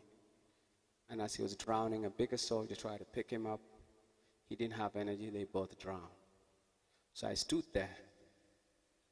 Now, we're trained to be each other's skipper, but watching two people die in front of you is difficult. So the same negative thought came and told me, you're useless, you're a coward, you did nothing.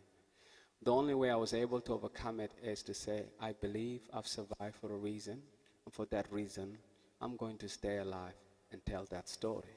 That changed the entire energy at that moment. And that became one of the foundations that allowed me to tell stories. And from that, I was able to close my eyes to see if I could imagine, because they were too difficult. So I like to escape into imagination every time something is difficult, to dream. But this time, before I could escape into imagination, a voice came and told me, Jal, you're always dreaming about the future. You are in the problem right now. What are you going to do? And then I asked my mind the same question. What is it I can do now? So my mind told me, why don't you collect the leaves of that tree, and if you don't die, share it with the rest. So I went and collected the leaves of trees. I ate it. Others joined. My mind asked me the question, why don't you collect the nails, the snails that are floating on the water? Eat. Why don't you shoot the vultures? And went on.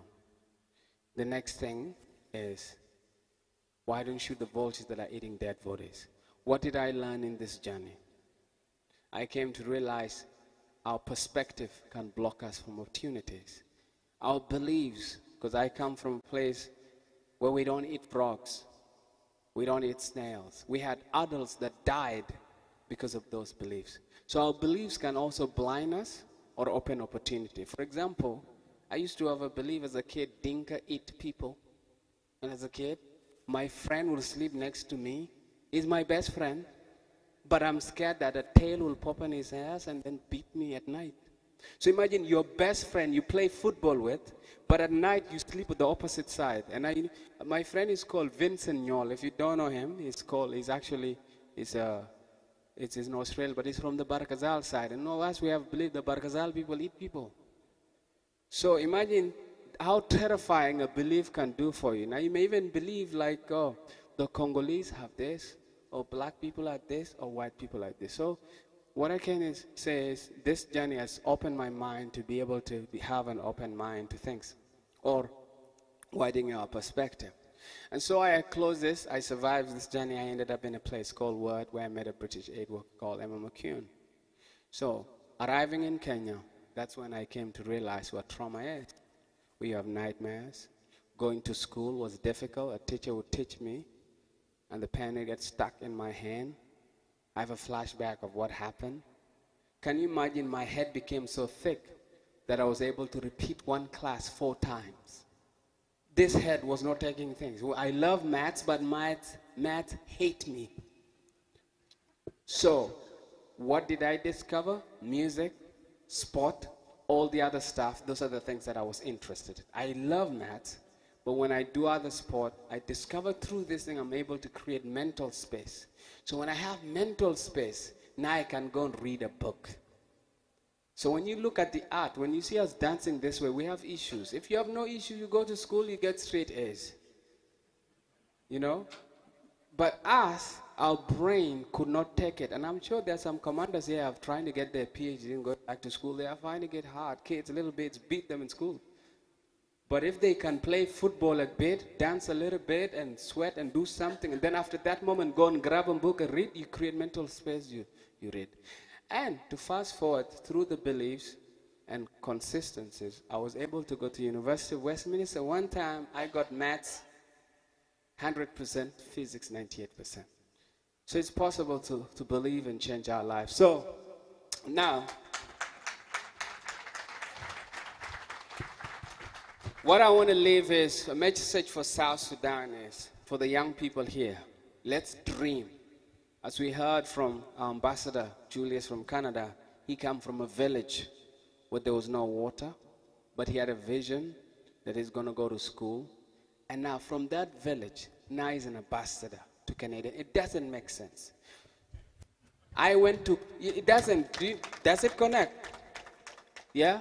I was a little starving kid here behind Juba, but now I'm an international artist. Eating with kings and queens in the world. Yeah? Spiritual leaders. Yeah? So, when I went to Canada, what did I have in Canada? All I had was a story to tell, a little bit of courage, and believing that I can make a difference. In Canada, I was able to thrive.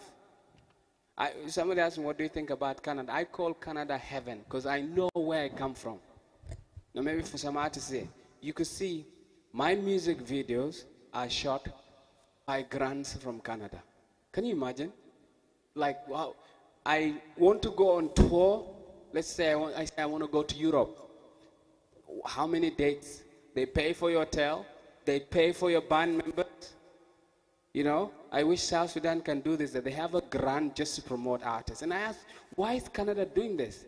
I realized some of the top Canadians that are famous here were funded by the Canadian government for them to do their tours. How many know about Drake?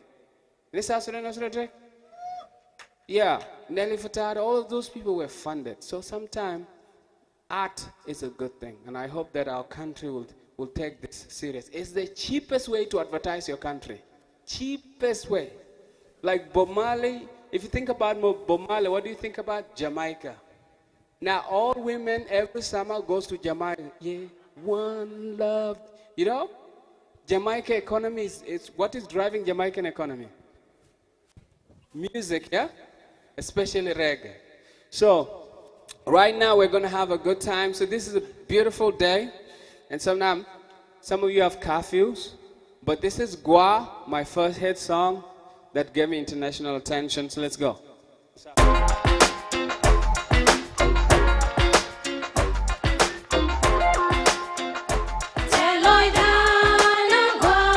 Shagwa.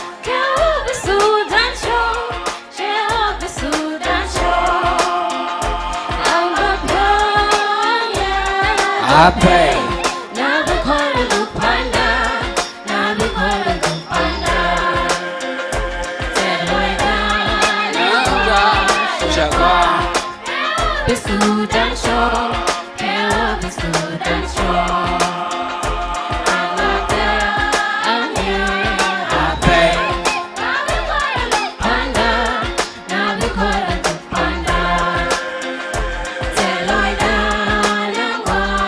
Kada stanno na fakar Kebele lo kan fi salam na ganno na sallu Farah kabir ayo kon fi Sudan ya Rabbi Asma korata na ya Rabbi Asma salata na ya Rabbi Daragwa Tema de park jaka shengo de otemal dora Kotira made nyuman nyoka mai ke mach Katira made yande nyoka mai Katira made mai dor ke bol Ano mo tema de park je Kodena lo doran kadena doran test Tema de park je I can't wait for that day I love if you meet the red How is everybody doing? On you up Everybody get up, get up, get up Follow me, let me show Go with me, this way This is the South Sudanese dance Hold on a minute, think for a minute Kebele lo kan fi salam nana gano na sallu Farah kabira you confess it and when my people plant seed in the land when my people will be free in the land when my people yeah I can't wait for that day when I see no more tears no more fear no cry no tribalism no partisan and racism in my motherland I can't wait for that day when the wonderful people go back home and plant their nation in this generation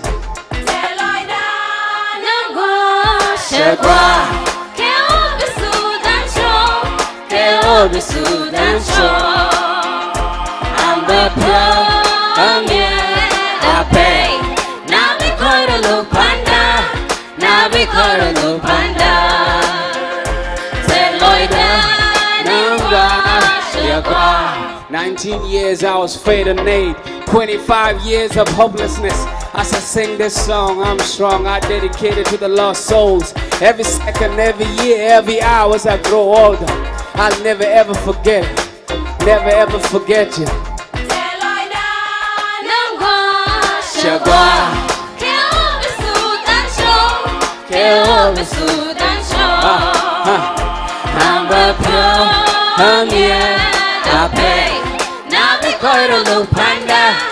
Now we call it a panda.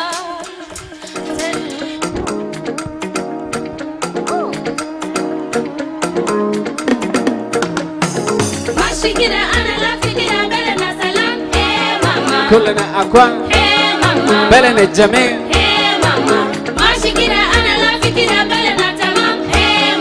كلنا أكوان بلنا الجميل Strong, smart with a lot of love. Challenges come, we rise above. We give, we care, forgive, we care. Wealth here, fresh here. Mashikide, Analafikide, Jaka Ben Kamal. Jaka Ben Gangay.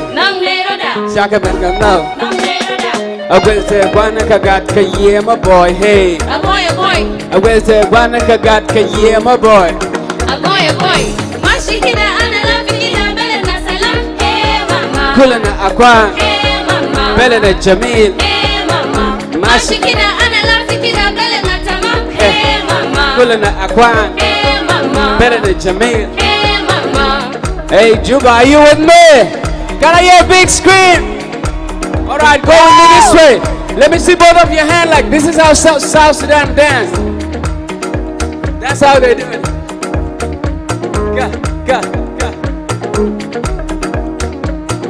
Strong, smart with a lot of love. Challenges come, we rise above. We give, we care, forgive, we care. Mashikina, ana lafikina, belena salam, hey mama. Kulana Akwan, hey mama. Belena Jamil, hey mama. Mashikina, ana lafikina, belena tamam, hey mama. Kulana Akwan, hey mama. Belena Jamil, hey mama. Semelendo, Torit, Semelendo, Juba, Semelendo. Wow, Volcana Malakal. Kaji Semelendo. Wow. Semelendo. Kaya. Semelendo. Abie. Fenchala. Akoba. Naswao. Abubu Bacon Akaya. I will say one kagat kaye my boy. I will say one kagat kaye my boy. Hey. I will say one kagat kaye my boy. A boy. Juba, are you with me? Okay, follow me this way. That's how we do it.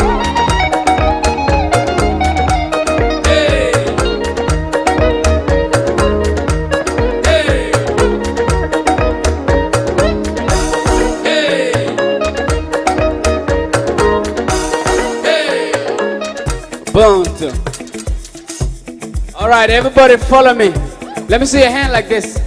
Everybody go with me this way. Billaba chocolate. This way. Billaba chocolate. Billaba chocolate. More volume. Billaba chocolate. Ubuntu. Ubuntu. Ubuntu. Ubuntu. Power. Ubuntu. Ubuntu. Ubuntu. Ubuntu. Power. Billaba chocolate. Billaba chocolate. Billaba chocolate. Billaba chocolate. Ubuntu. Ubuntu. Ubuntu. Ubuntu. Power. Ubuntu. Ubuntu. Ubuntu. Ubuntu. Power. I made up my mind and my soul. I carry the cross on my shoulder.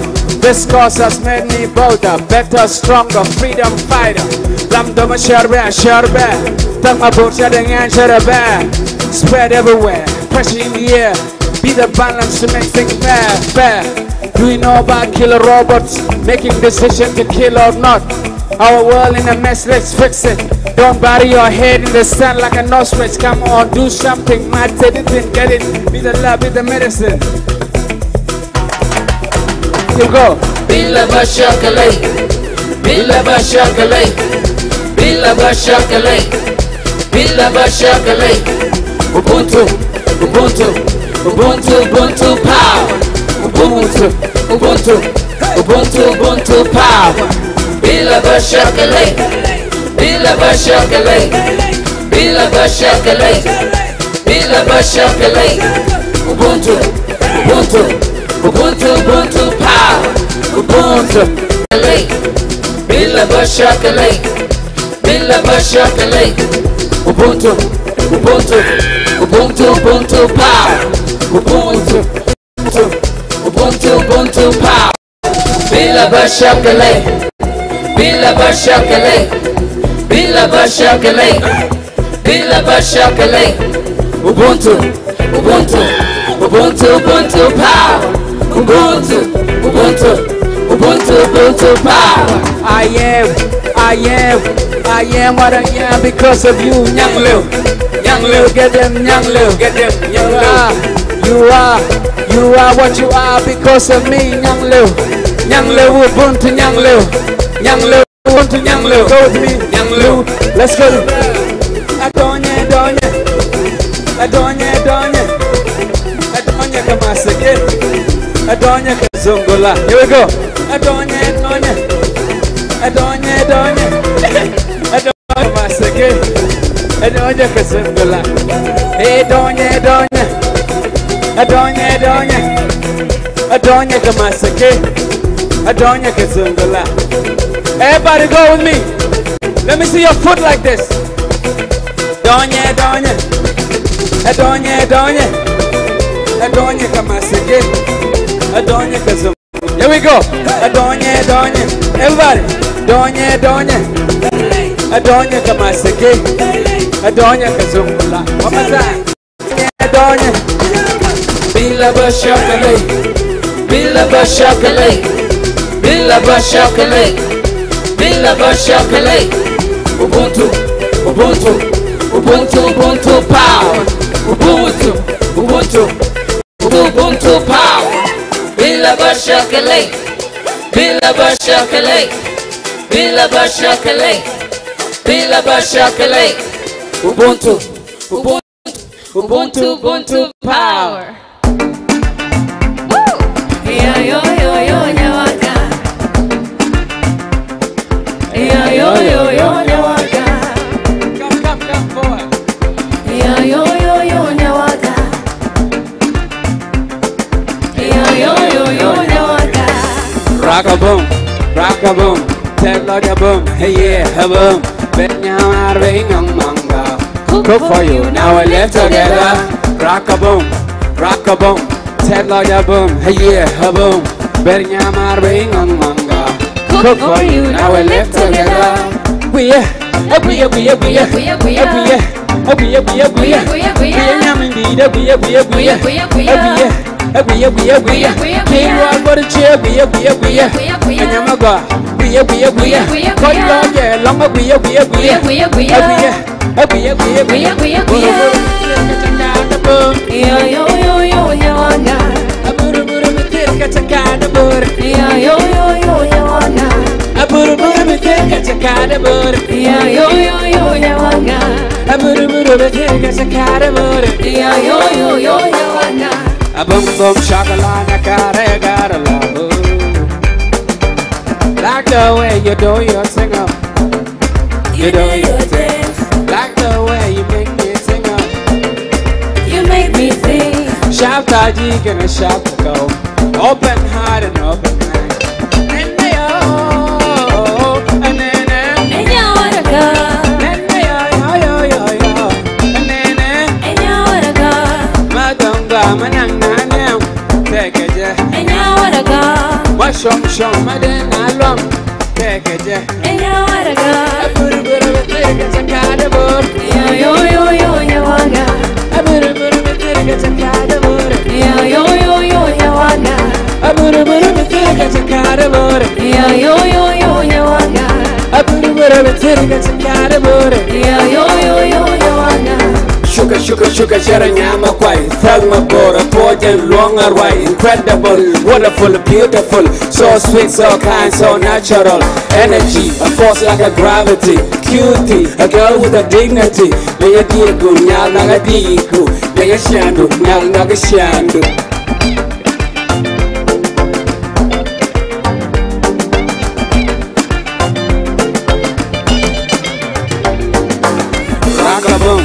Rock-a-boom, take like a boom, a boom.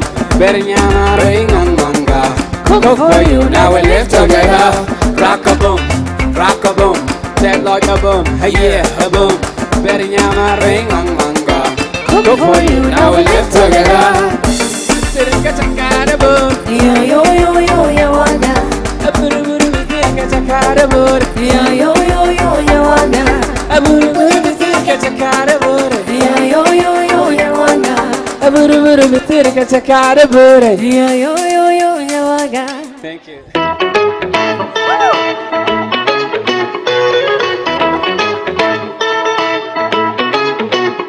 Amani, yo.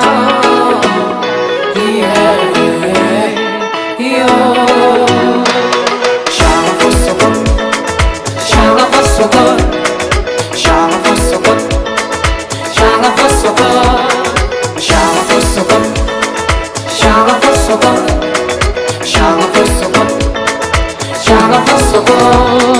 Boy soldier now avatar.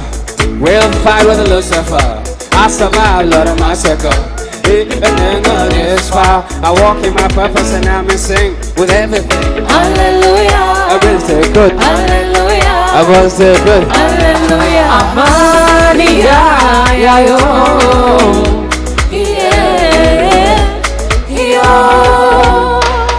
Shanga Fosaba.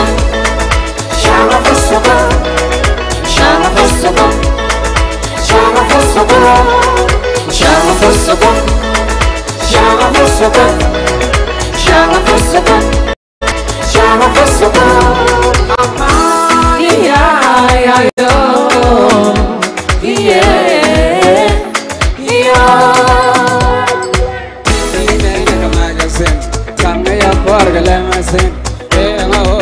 Sakena, Sherman, Kamasaken, TV, Kamasaken, Kamaya Parga Lamasen, Yengawas, Kamasakena, Sherman, Kamasaken,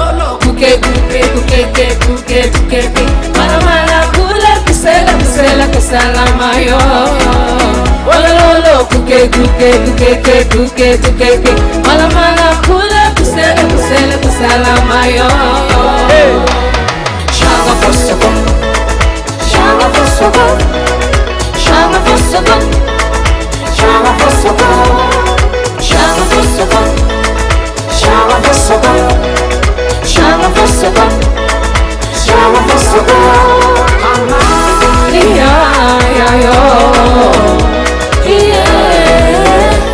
yeah.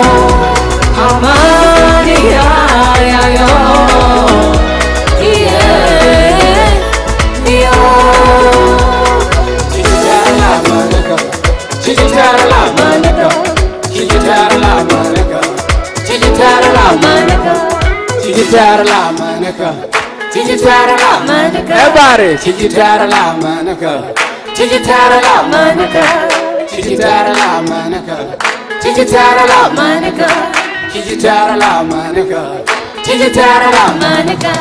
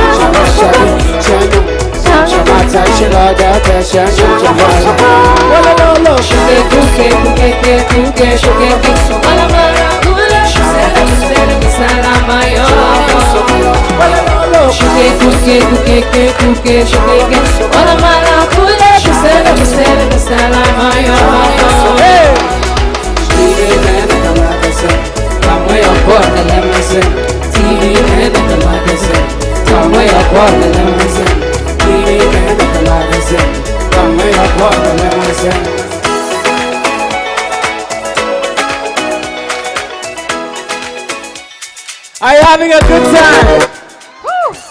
How you guys doing? Are you here with me? So I have one last song and I just want a few volunteers. Then we can close the party with a bang. So you're welcome. As a volunteer, come, you'll love it. Bring your friend. Yeah. So you're welcome. A volunteer. 2 more volunteers. Yes, you. And you. Kuja, kuja, kuja.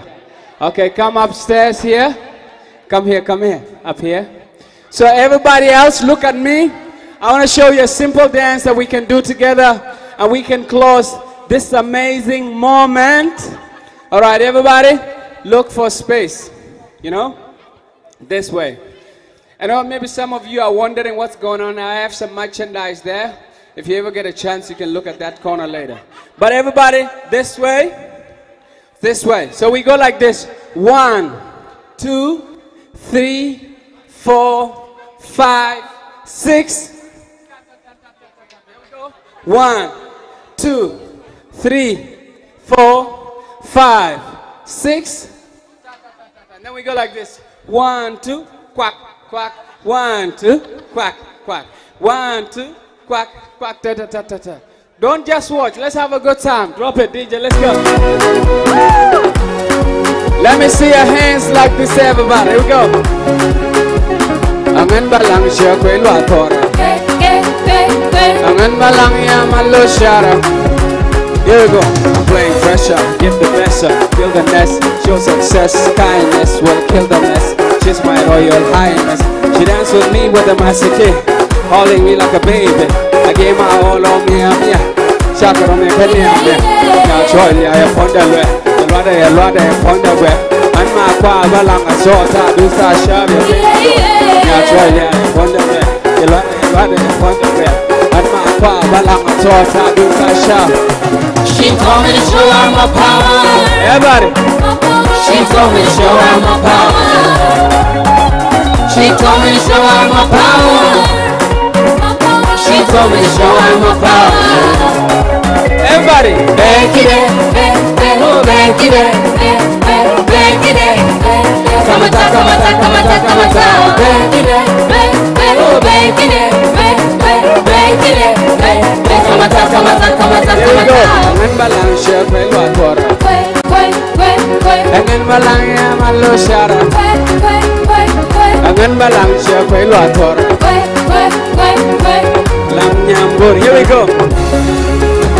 She say talk, my heart tickles. I smile, she started to giggle. Cute face with a lovely dimples. Of course I touch a video. Spring and we start summer.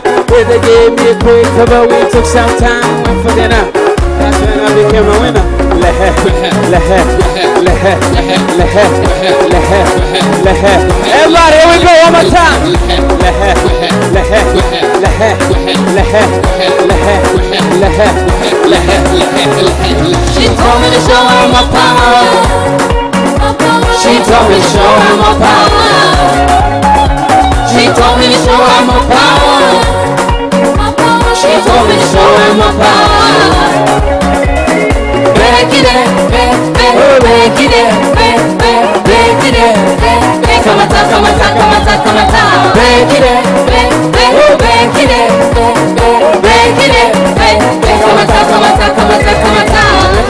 shekwe lo atora. Angan balang ya malo shara. Angan balang shekwe lo atora. Lam nya budi. Here we go. Anya galo ase airo. She stays so. Anya koro bol se airo. She stays so. Melissa. Sarah. Juba, are you with me? Let me see both of your hands up, everybody in Juba. All right.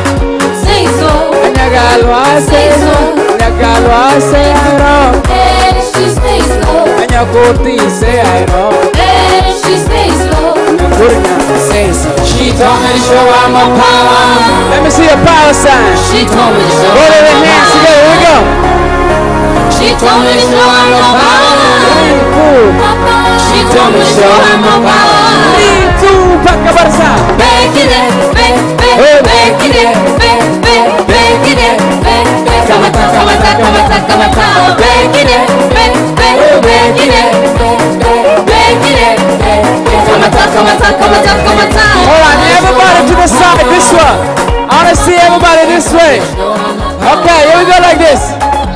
She told me to show her my power. Turn it around this way. Go with me. Show her my power. Back it up, back it up, back it up. Come on, come on, come on, come on. Back it up, back it up, back it up. Come on, all right, here we go this way. Everybody, let me see it this way. Everybody go there. Turn around. Turn around. Turn around.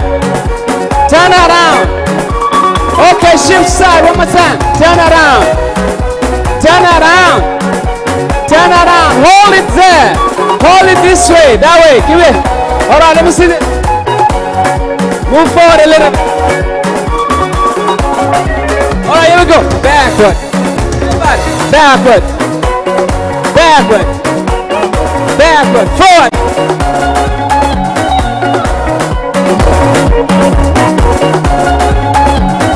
Backward. Backward. Backward. Forward. Time. Backward. Backward. Everybody. Backward. Forward. Are you having a good time? Are you having a good time, Juba? All right, let me see both of your hands up. Both of your hands up. Here we go like this. Turn around. Turn around. Turn around. Give somebody a high five. High five. High five. High five. High five. All right, I'm going to go crazy right now, but I want us to go this way first. This way. Backward. Backward. Backward. Forward. Backward. Backward. Backward. Forward. Okay, I'm gonna go crazy. Let me see it. I'm going crazy now. Hold me this.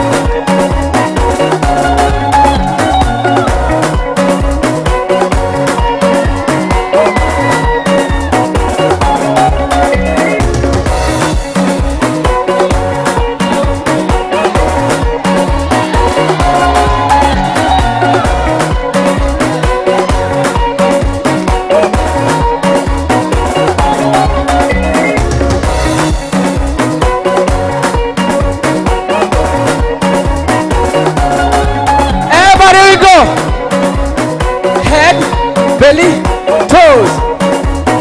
Head, belly, toes. Everybody, head, head, head, head, head, belly, belly, belly, belly, belly, belly, belly, belly, belly, belly, belly, belly, belly, belly, toes. One more time, we go. Head, head, belly, belly, belly, belly, belly, belly, belly, belly, belly, belly, belly, belly, belly, toes. Everybody, thank you. I wanted to give the DJ right here, DJ Emmanuel, a big hand, everybody. DJ Emmanuel, give a big hand to Sarah right here. A big shout out to Canadian Embassy for making all of this happen, you know. Let me see both of your hands up, everybody. Thank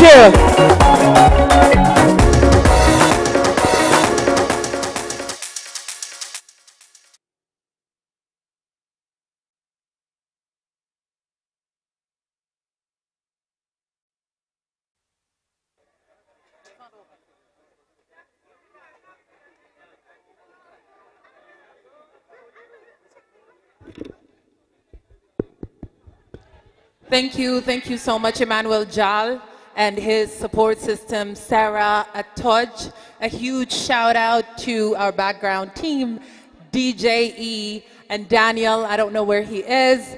Shout out to you and thank you so much for supporting us. I'd like to thank everyone on behalf of the Embassy of Canada to South Sudan for being here today. Thank you for your presence. My name is Eva Lopa and I wish you a good night. Also, we have food and refreshments at the back over there, so if you can, go ahead and serve yourself. Drive safe and have a good night.